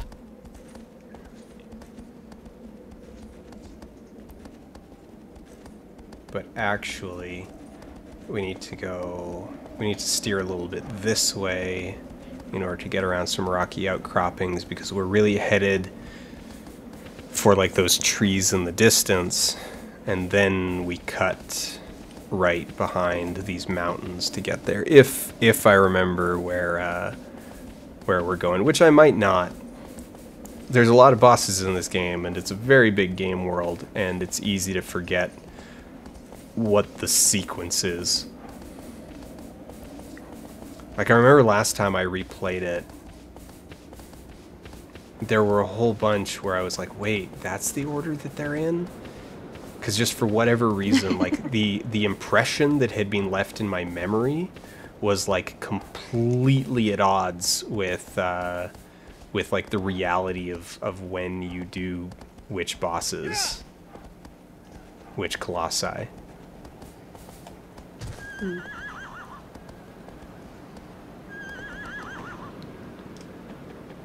Come on. You can do it.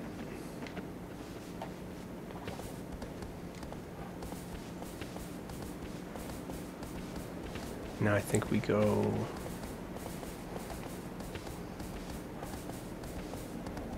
No.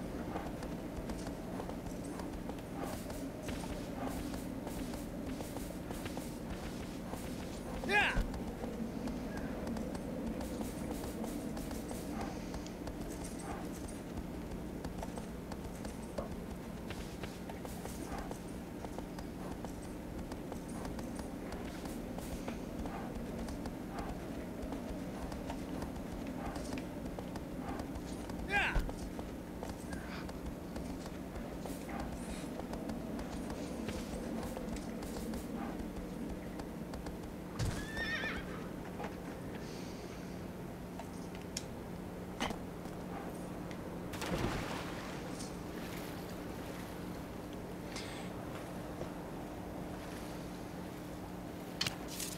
Those of you who are paying attention may notice that Amy is actually, like, right in front of a part that I need to see right now. She's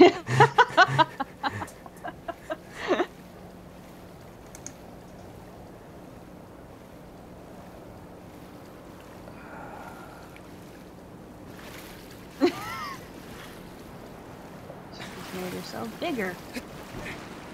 And now she's done.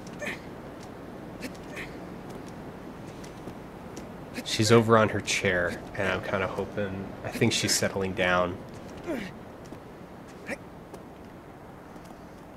Sometimes she'll go into, like, an observation mode, and it's like, okay, you're like, alright, she's gonna get ready to sleep now, and we can... Now's a good time to kind of grab her, like, before she's asleep. We'll get her, and then she'll be a great little lap cat for a while she naps. But you'll pick her up and she'll just go like hyper, and she'll start going wild on your arms, and you're like, I thought you were getting ready to sleep.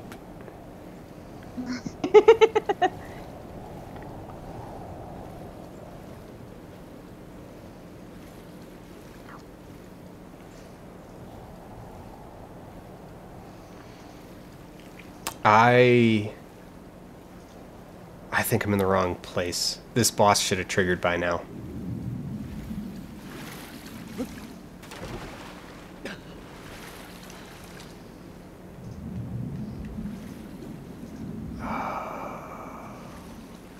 Feels kind of Dark Soulsy though. Oh, it's great. Maybe I got excited because this boss is a lot of fun. I was like, oh yeah. And since we were just having a conversation about how I can't trust my memory of like what the actual sequence is, I was just like, oh, I know this is a boss arena and this is a fun boss, so let's just go over here. I thought this one was a lot later, but apparently not, because it's in vaguely the right direction. If it'll let me trigger the boss, then I'll just do it now. But I don't think it's going to. I'm like way out in the middle of this, and I very much remember this boss triggering way earlier than this. And now I don't know if I can actually get out of the arena. It might actually be faster for me to just quit and reload the save from the. I am 90% certain.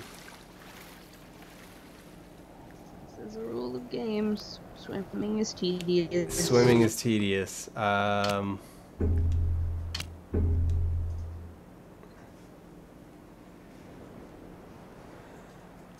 Especially now that I'm like way out in the middle, and I don't remember if you can even get back over that barrier.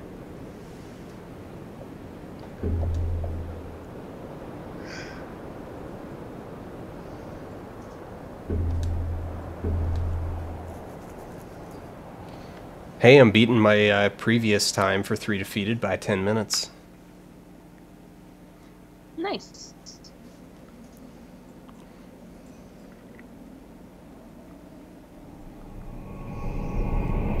I have never played a Zelda game, which is what the chat is talking about.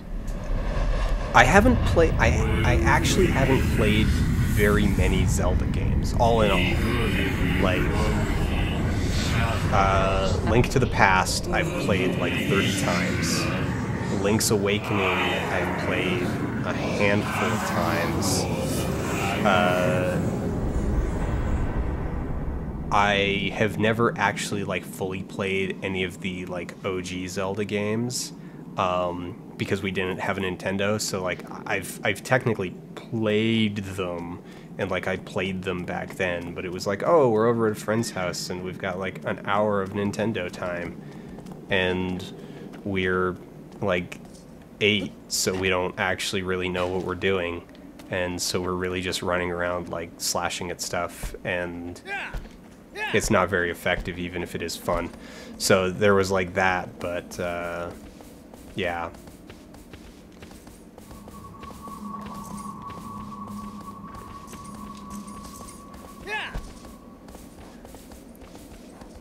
Oh, do I need to go to this pass?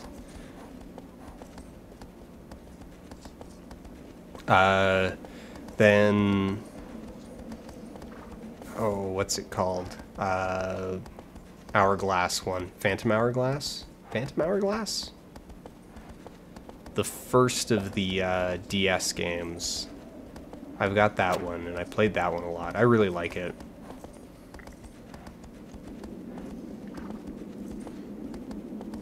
A lot of people give it what I think is unfair guff. Like they give it shade because it has a central dungeon that you keep returning to. And I actually did a whole write-up. Like, I mean, this was years and years ago when it came out, and so I did an old blog post, basically a review of of... Yeah, okay, I thought horse was next. So we gotta do horse now. Horse can be either really easy or really painful. Alright, Argo doesn't want to go into the arena.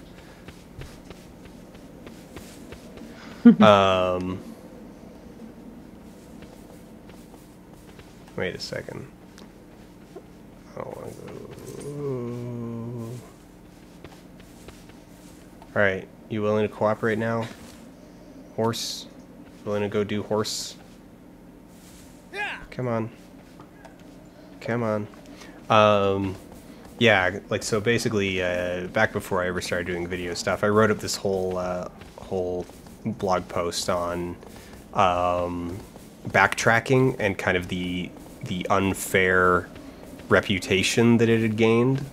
Like, that the gaming community, that gamers were endlessly bellyaching about the idea of, like, revisiting spaces and, like, backtracking through places that you'd been to before, and in a way that's like, no, everything must be constantly new. You must... come on, horse, stop it. No, stop it. I'm getting off Argo.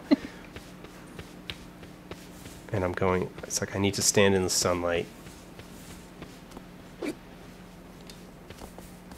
Oh, right, but you need to be on Argo to actually, like, use the sword as a guide. Come on, Argo, over here. You know, I really like Phantom Hourglass for its backtracking, because I think using a central location that you then revisit in new and interesting ways, because as you find items, you gain new abilities or new ways to traverse the environment. Am I still in the wrong? You know, it was, in my opinion, a distillation of something that Zelda has always kind of had. You know, like, you look at Link to the Past, and how Link to the Past is constantly having you go back and forth through the main world, but then you're getting things, you know, you're getting all of these various abilities. You're getting bombs, you're getting hookshot, you're getting boomerang, that let you, the mirror, the other thing, the hammer, and that let you revisit the world in new ways. Like, you can... Come on, Argo, start moving.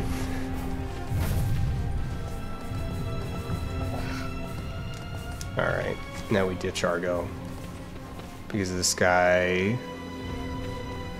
We lure into the middle. Where is he? You know, I think the Temple of Time was really just a core distillation of that idea.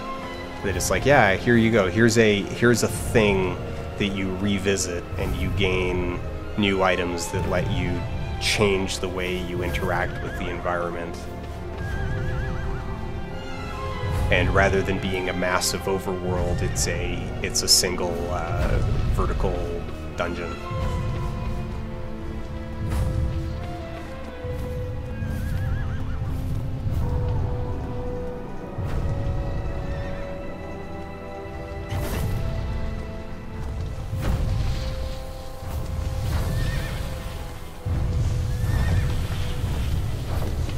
Alright, so what we essentially want to try to do with this boss is we're trying to trick him into, like, leaning over and peeking down and trying to see what we're doing.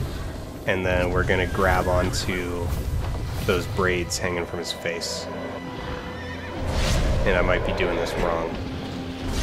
It's been a while.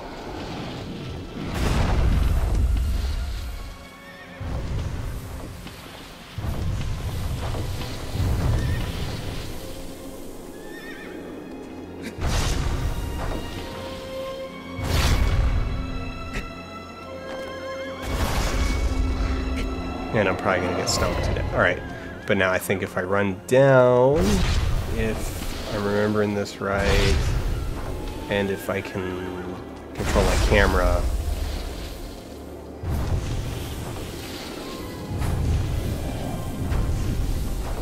There we go.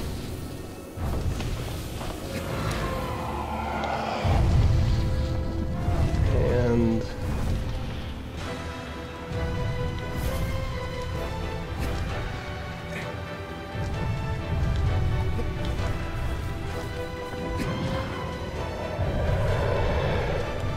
hopefully we've got enough grip to get through this.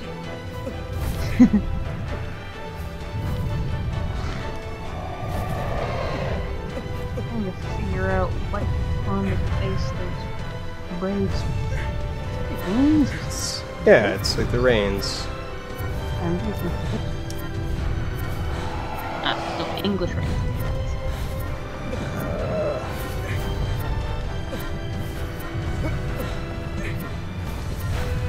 Alright, well, we can recover grip here. Just until that. Smash!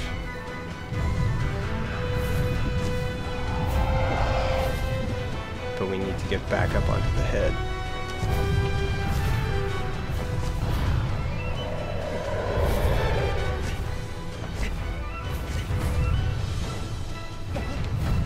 And I think if I'm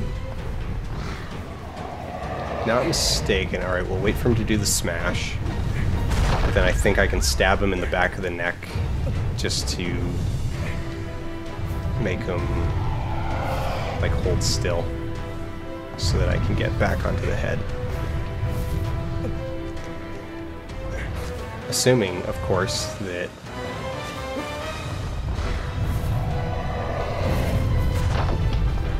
I can hold my grip long enough to actually even get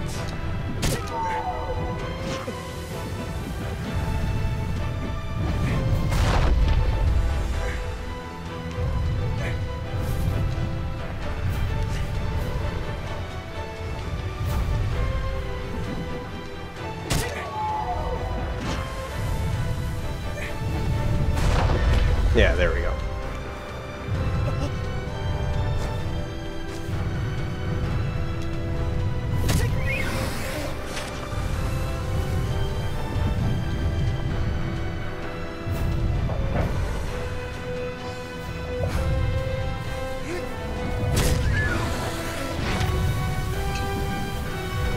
Couple more of those.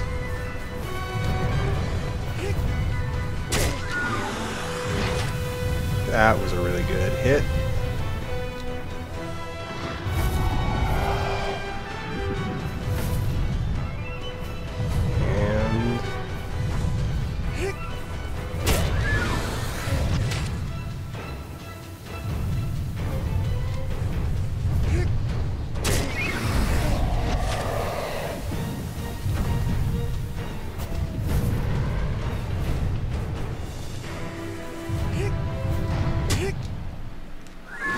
And that one's actually only got one spot.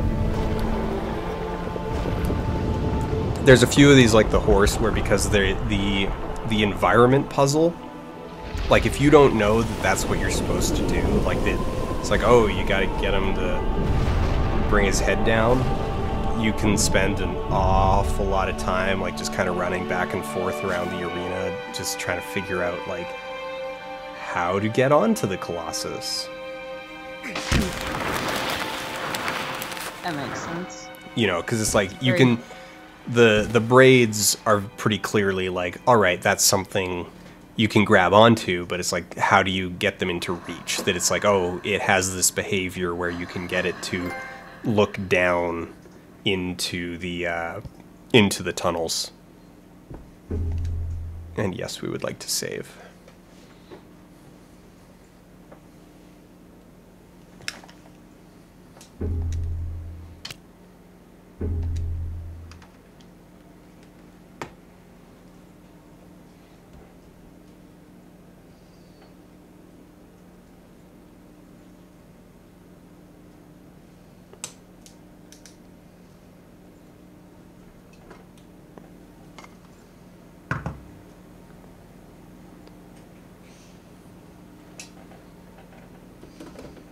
Sorry, just adjusting something here.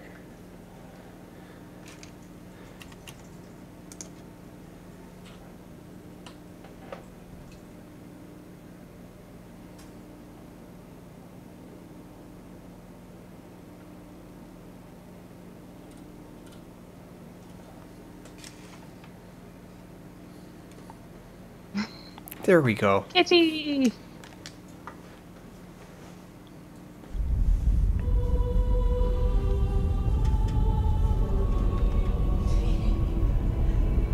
Chat goes crazy.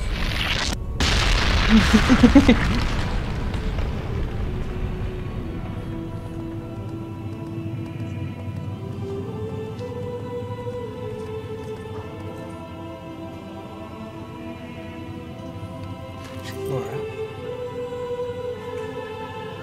you see that lens over there? It's behind by that cam. This one? Yeah.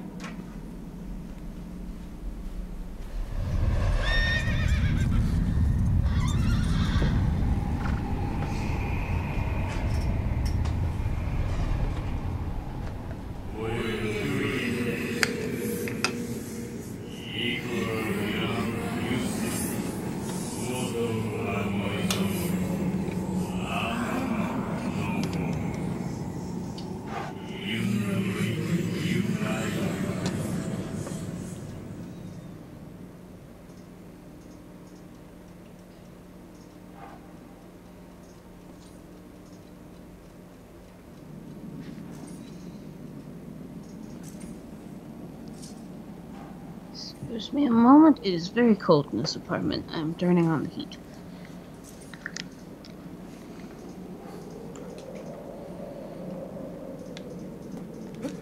There we go.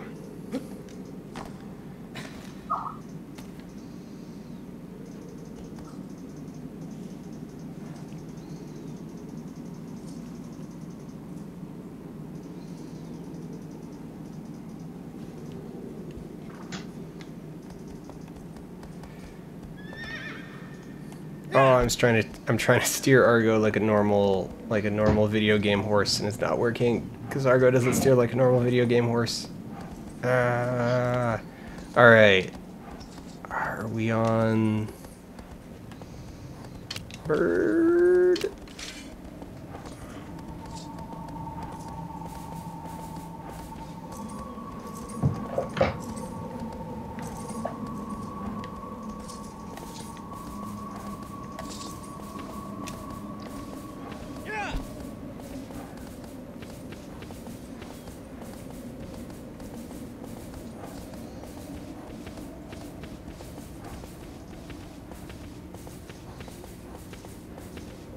And Garrett is asking if there's still room in the car.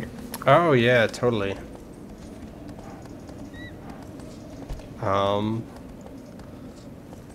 You might be able to add them.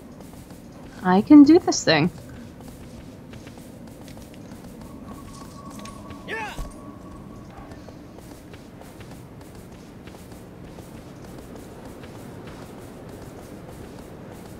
Alright, we're gonna go over to that because I got lost last time and I know that this is actually like a fork in the path. We're gonna go all the way around to that beam of light way over on the other side of this horseshoe bay, and we're gonna double check. Hey, hey. How many Colossi have you killed already? 4. Booyah. Yeah, we just did horse. Cool. And now bird? Burb? Are we on burb? We're gonna how go simple the names are. Yeah, we're gonna go over into this pool of light so that we can actually use this and double check that we're going in the right direction, and I don't think it's bright enough. We need to find a brighter pool of light. We need more sun. There we go, that's more sun. This should be sun enough. 20 boss battles and literally nothing else.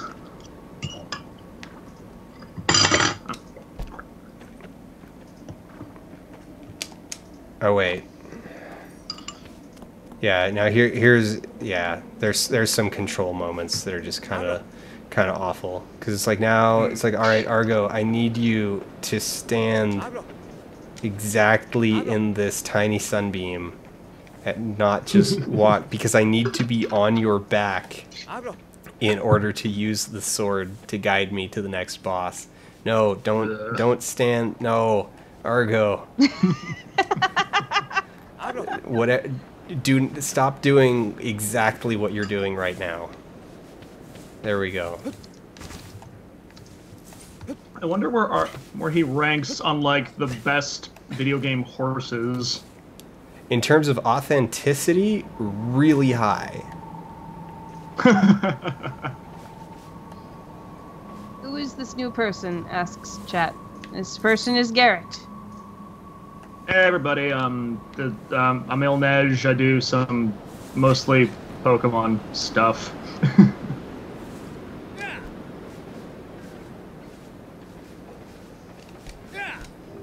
I'm gonna double check the map. Yes.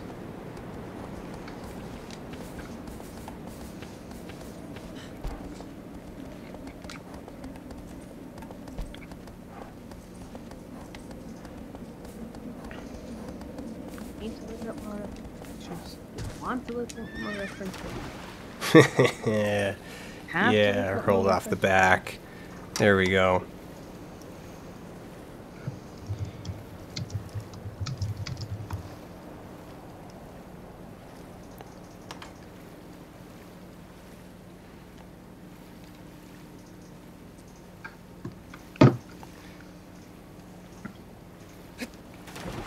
Wait, have I forgotten that there's another command to use the sword when you're just standing on the ground? Because when you're on Argo's back, you use square to use the sword. But if you're not on Argo and you use square, you just swing the sword.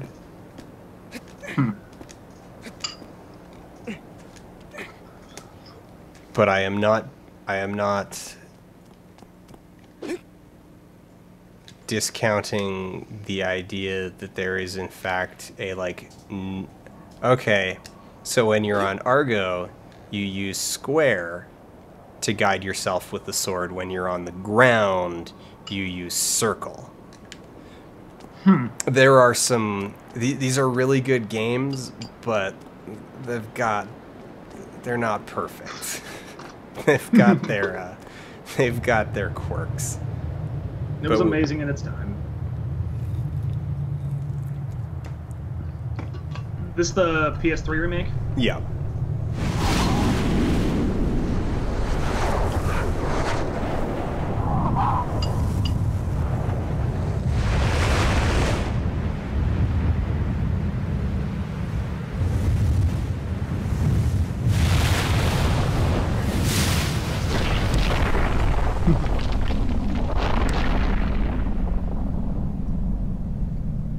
Alright, I'm gonna try something real quick. I'll be right back.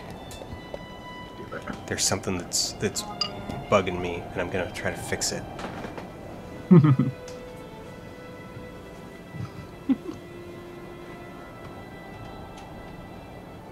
So Haley, how's your night going?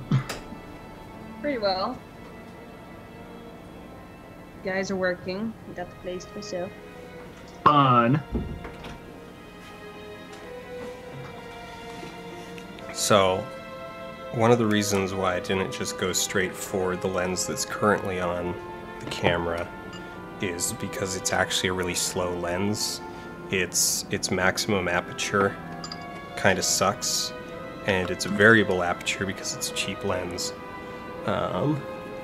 So, when you're zoomed in all the way, it gets super dark, even if you've got your light cranked all the way up. So, I am super quickly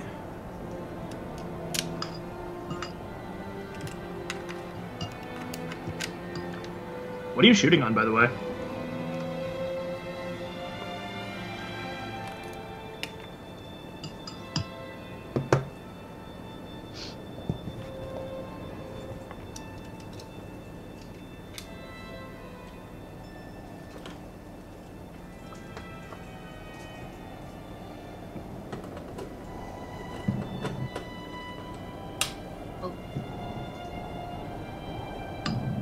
Yay, that part's done.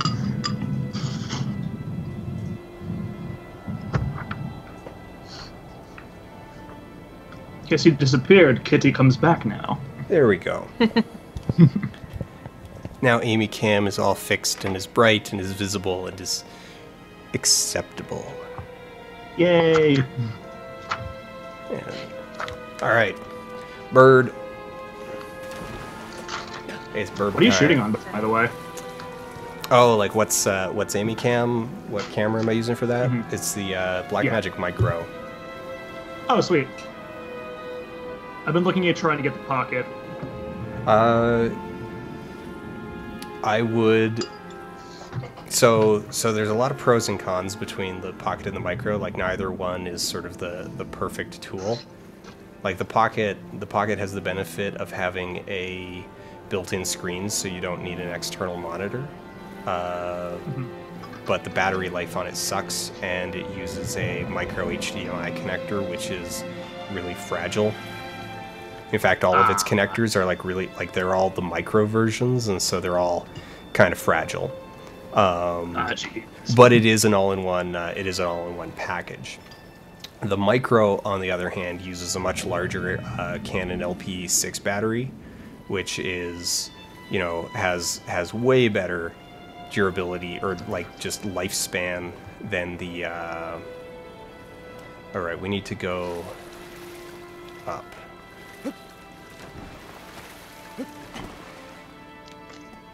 This is not where we want to be. We need to get onto those. But it doesn't have a, it doesn't have a built-in monitor, which, I mean, I have a monitor, so that's not a problem. And also, if you are,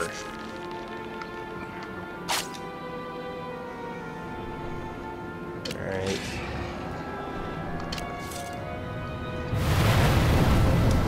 The Micro also does 60 and the Pocket doesn't, right? Correct. Really, though, honestly, I would say the monitor, like the fact that you need to go out and get a monitor, which is going to add a couple $100 to the total cost, is really the only thing that disadvantages the Micro versus the Pocket.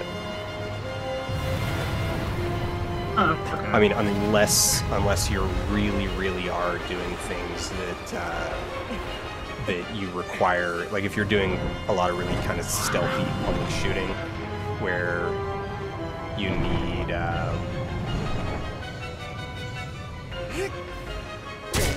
an all-in-one, like you can't have a monitor hanging off of it because that's going to be like way too obvious that you're right. And oh man, if Bird doesn't knock us off. Oh wait, no, that's it for that. Now we need to go back up to.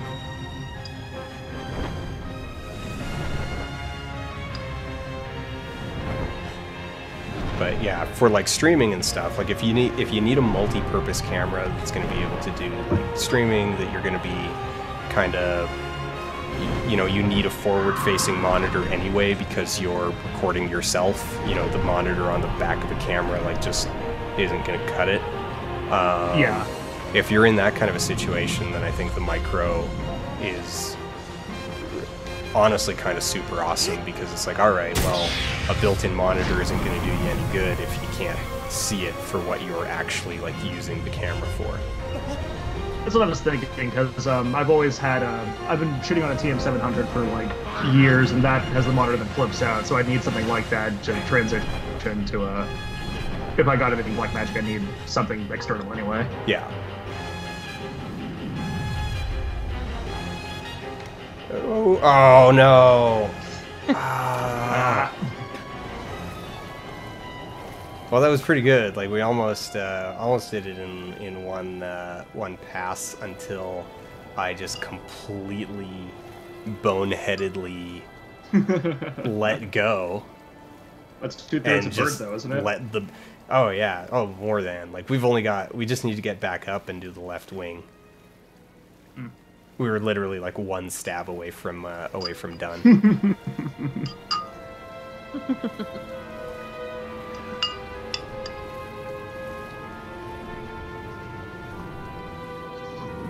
Alright, chat, what should I draw next? Witches or polar bears?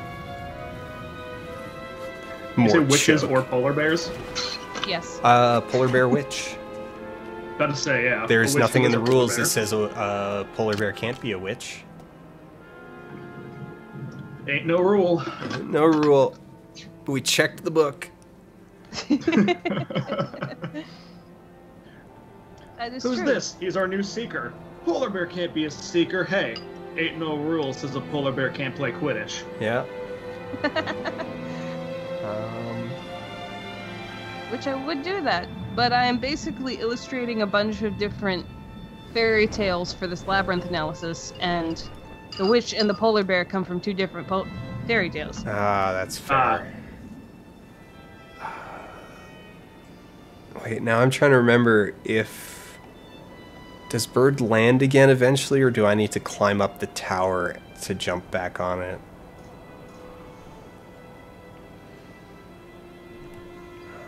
I think he lands eventually. I think it lands eventually. I think it's like you can climb the tower, or you can just sit down here and wait.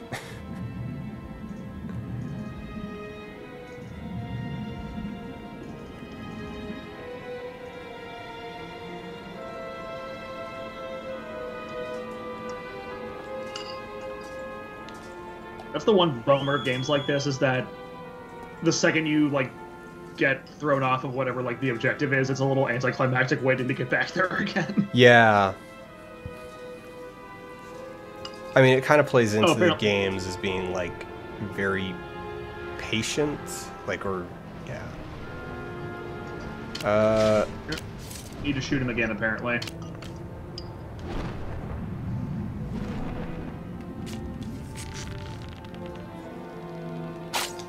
Bear Witch Project. Oh yeah, there you go. You just need, yeah, just shoot him again to piss him off. And shoot him with the gun. Are you gonna come down and actually? Oh, there we go. Yeah. And I was not in the right spot. Okay, that's. But it looks like it's coming back. Are you coming back for a low dive? Yes, and I'm on the wrong platform. I'm still on the wrong platform.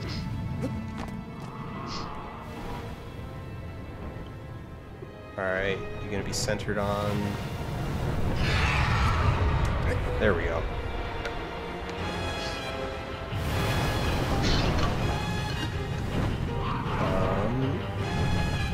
Oh, I'm also on the wrong wing. I need to go all the way over. Wait for the soar. Soarin'.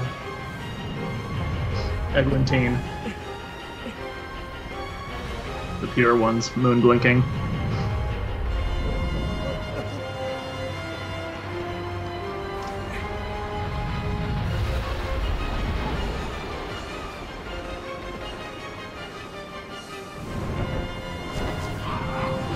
I read somewhere that apparently, when they were designing Ocarina of Time, this is the final fight with Ganon, I guess, was supposed to be what Shadow of the Colossus wound up being with climbing and whatnot.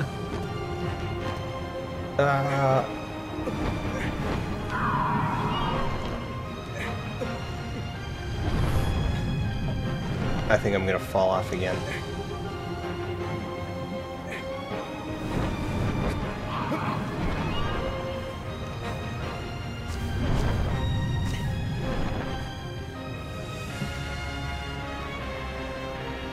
Alright, cover my grip.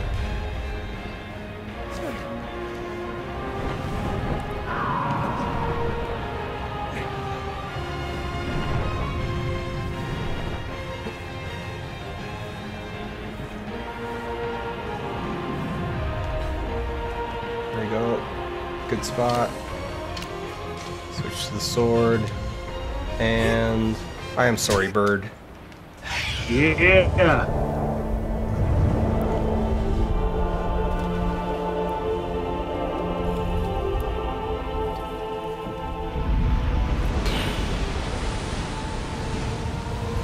Honestly, the first time I played this game, Like, so it took me probably, I don't know, a half hour to figure out just how to get onto the bird, like how to just start the fight.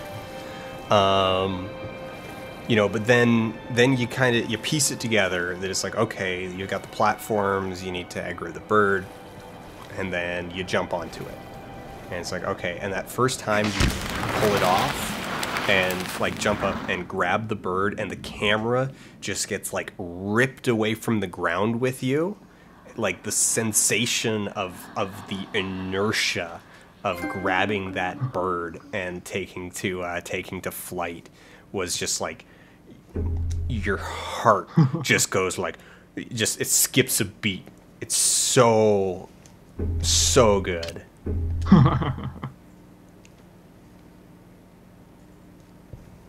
All right, 106.59, so like call that 107, and 127.39. So that took like 20 minutes.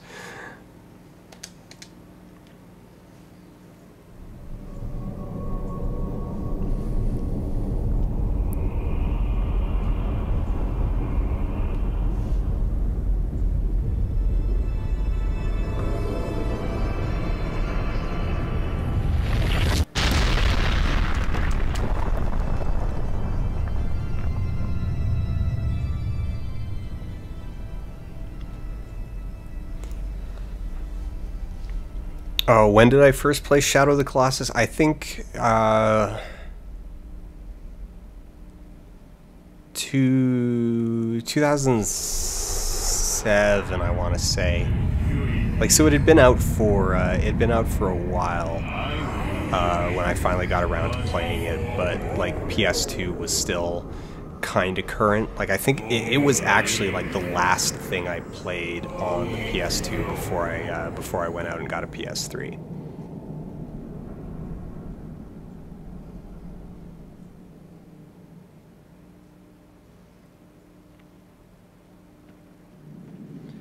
Someone, okay, I will do it. I will do it for you, James. James in chat. This is for you.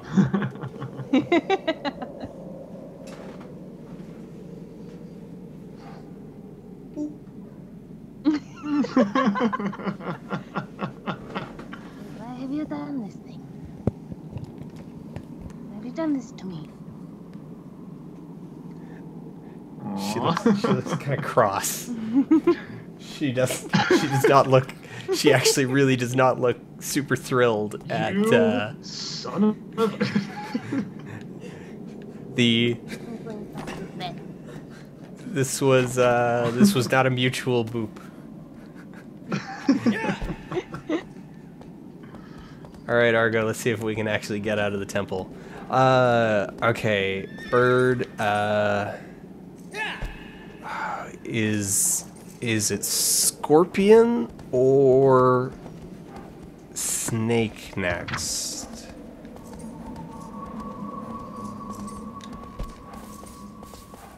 Or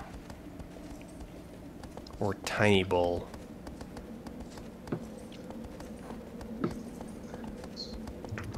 I don't quite remember what's next. To the castle? Internet. Is no, it can't. Please don't be tortoise. It's Barba. Barba. What is that one? Everyone's saying Beardy is next. Beardy. Oh, Beardy.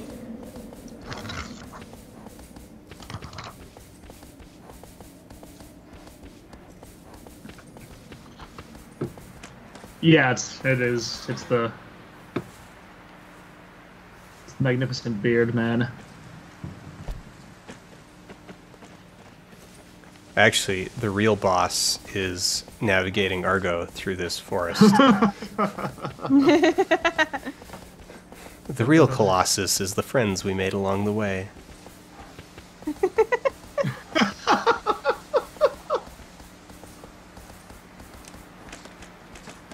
Everyone talks all right, crap when Nintendo Sona wouldn't run into trees anymore, but who's laughing now?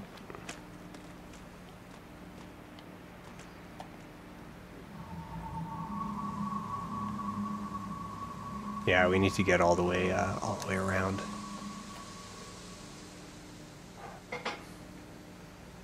Hello, Lake. We will be back eventually.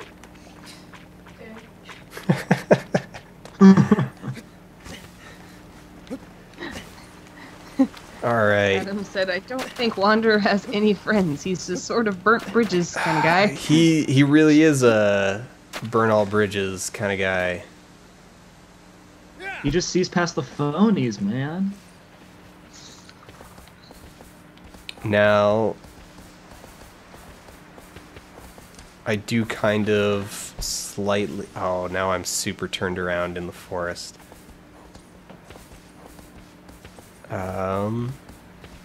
There's a save stone over here.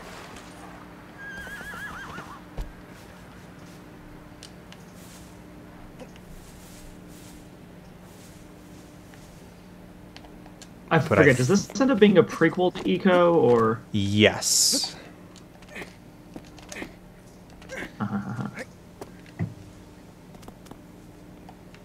Spoiler for a decade-old game. I am like 90% certain that everybody watching either already knows how, like, has either played it themselves or just kind of knows how this goes. Because they've already watched like other people play it, or they've watched analysis. Like at this point, I am reasonably certain that there's almost no one here for like purely I've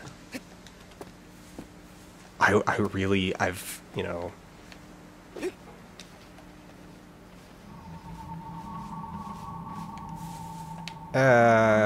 those controls are not the best.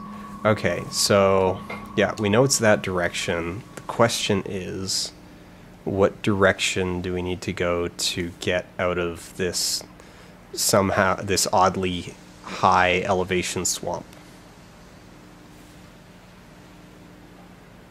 Is it that way? It might be that way. All right. It's controlled falling. Map updated.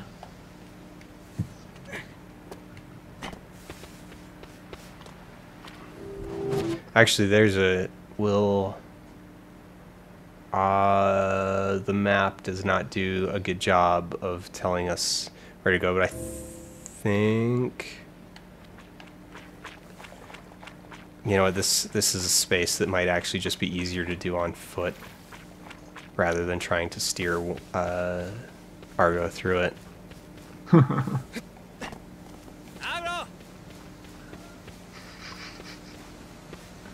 We'll just follow the edge. It has to take us out eventually, right? Now we get to enjoy Wander's noodly arm run cycle. I know that Dan, extra credits Dan Prime, doesn't like this run cycle because it's like weirdly leapy. He's kind of prancing, like let's see if I can get a good. Yeah, there we go. There's a pretty decent view of how. That's like a ballet run. Yeah, he's like a deer. Yeah. You know, it is kind of weird. Am I just headed back out now? Like, but am I just headed back out to the main? Oh no, I'm kind of going. I think I'm going the right direction, because then this should take us around to the far side of that lake. Maybe.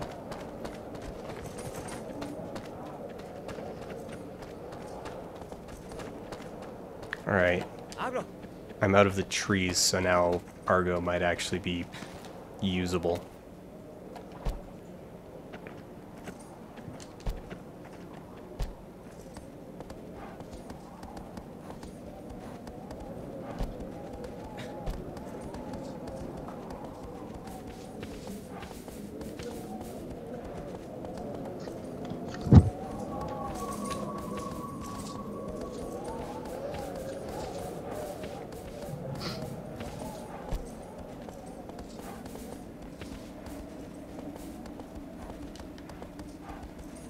Wait, did I just somehow work my way to Sneck?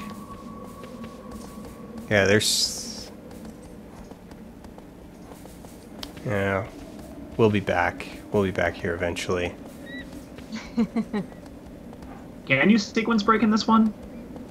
There's a bunch of... do I want to try to get these lizards? Frickin' lizards. Stop, Argo. Stop. Ah. I should maybe at least try to get, like, I don't know, 1 or 2 lizards.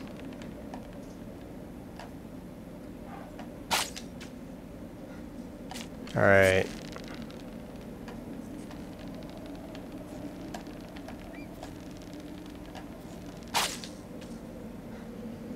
No, not good enough.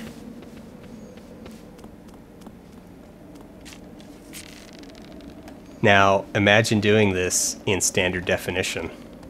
A tiny little CRT. Yeah. Doing this in standard definition on a, like, 16-inch screen. Nope. That was dead on. Come on.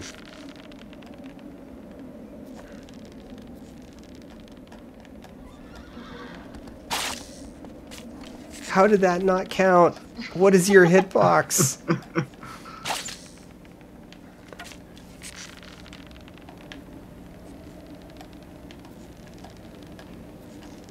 Hey, everybody who wanted me to get lizards.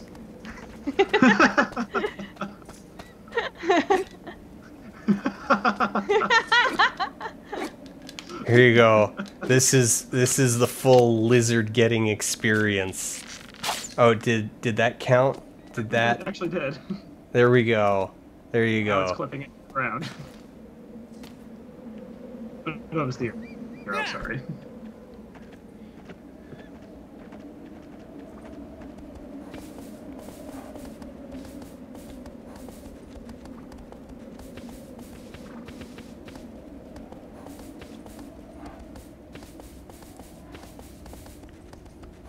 Oh wait, is it just the lizards that are clinging to walls? Oh, Not- that's one, yeah.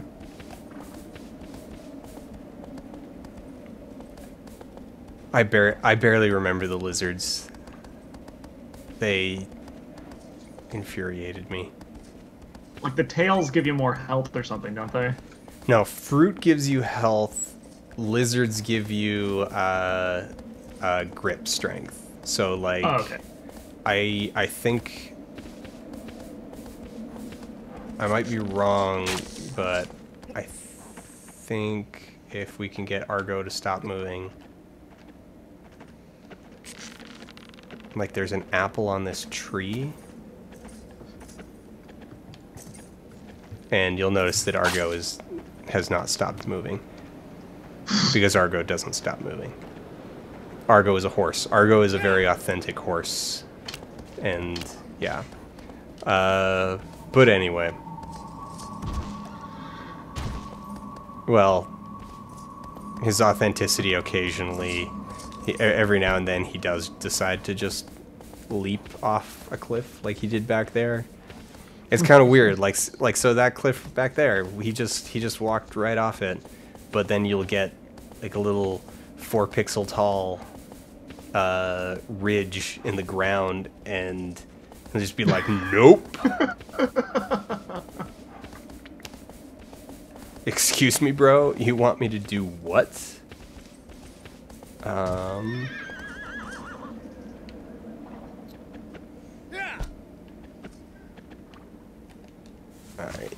He's stuck against a wall. That'll take forever to maneuver him out from. Is this the right place, or am I headed towards... Am I headed towards the wrong boss? People keep nitpicking your pronunciation of the horse's name. Saying that it's aggro, not Argo. Oh, is it aggro? Aggro? I'll go. Aggro?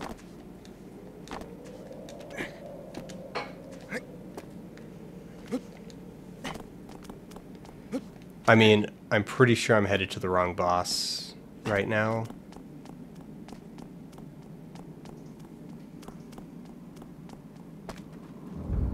Oh, nope.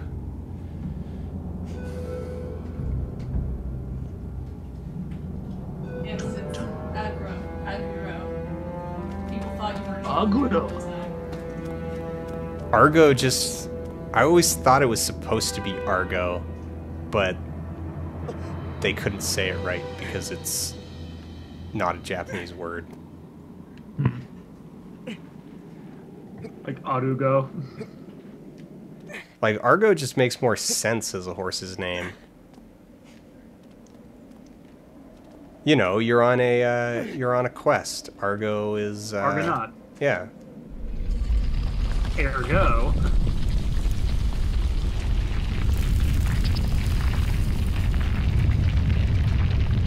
Oh man, what do you do on this guy? I only have vague memories of this one, which actually kind of bodes well. Because it means I didn't spend like 8 hours.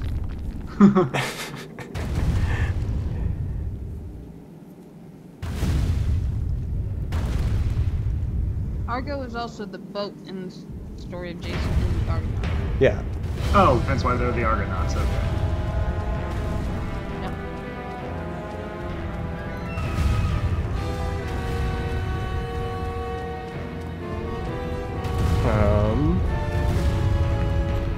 You grab the back of his hand, if I remember correctly, and I think... Or was this one of the environmental ones?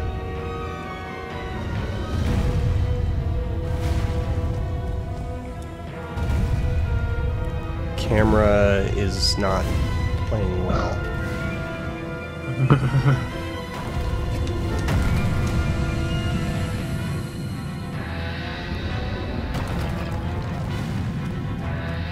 You did something good. Actually, I do think... is this environmental? Like, you've got to get him to smash a bunch of stuff? Alright. Like you. They gave you a cutscene, so I assume the smashing is good. Yeah, well, we got that smashed. There we go. He felt like grabbing it this time.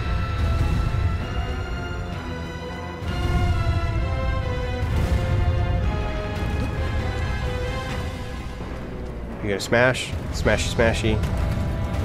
Yeah, there we go.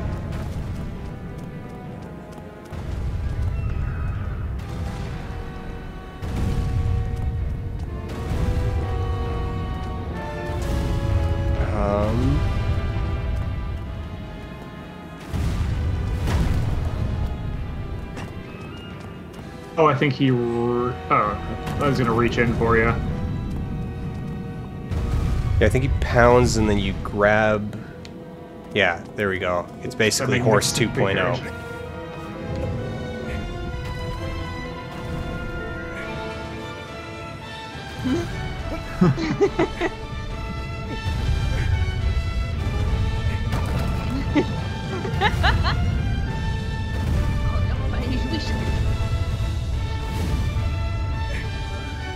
Well, this is my life now. I have a small man living in my face. You know when you get food stuck in your beard? I get you, man. For later. I know that feel. I'm gonna lose my grip. I should have put my sword away. I can't. Yeah, no, I couldn't get to the shoulder in time. Alright. Let's not get stepped on. And let's put the sword away. Not the bow. There we go. And let's just redo that.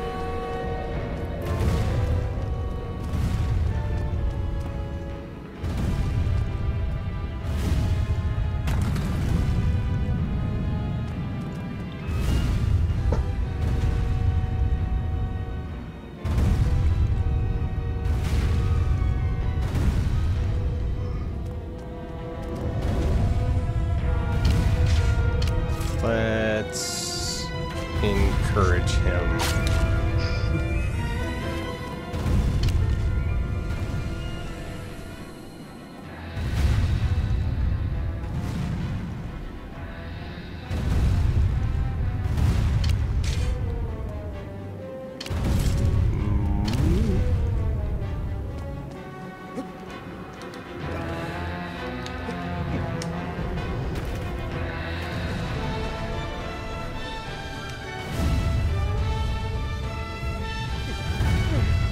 That's so much easier when you actually do things properly and, like, don't try to climb all the way up with the sword out.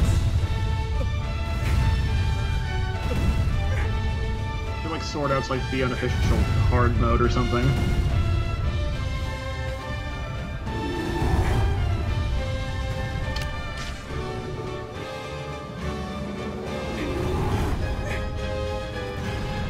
Now, I think...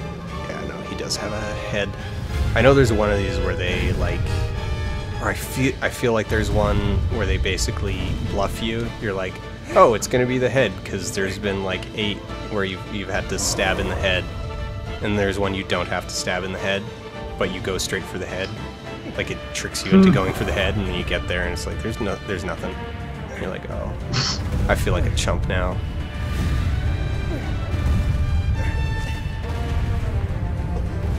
I'm gonna need to back off and recover grip, because that was a really bad cycle.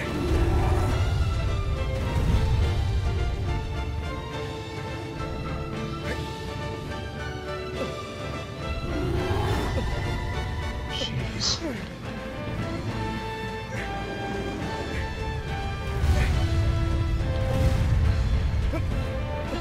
Oh, come on.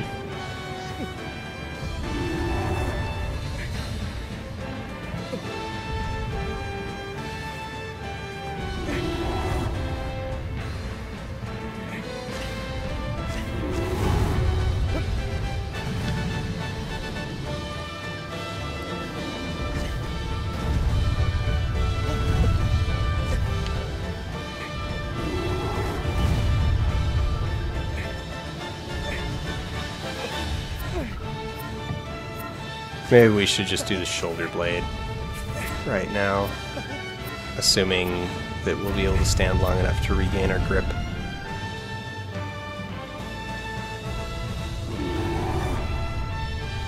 Sort of. Alright, let's go do the shoulder blade.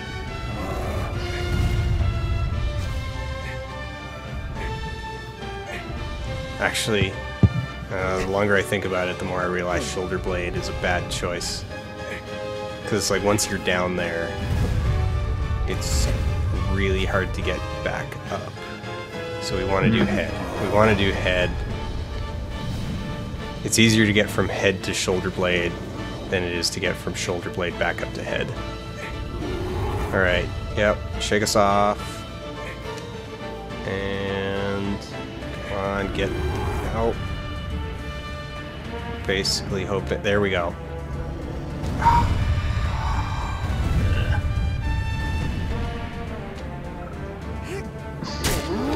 There's a decent one. Alright, can we get a second? Full power. And will it let us do a third? Yeah, there we go. 3.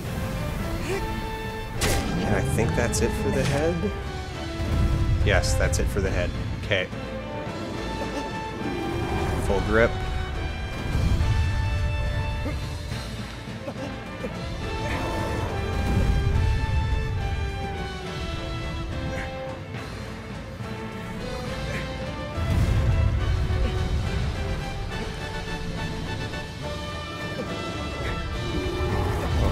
Change your orientation so that you're actually facing down. No, you're still climbing sideways.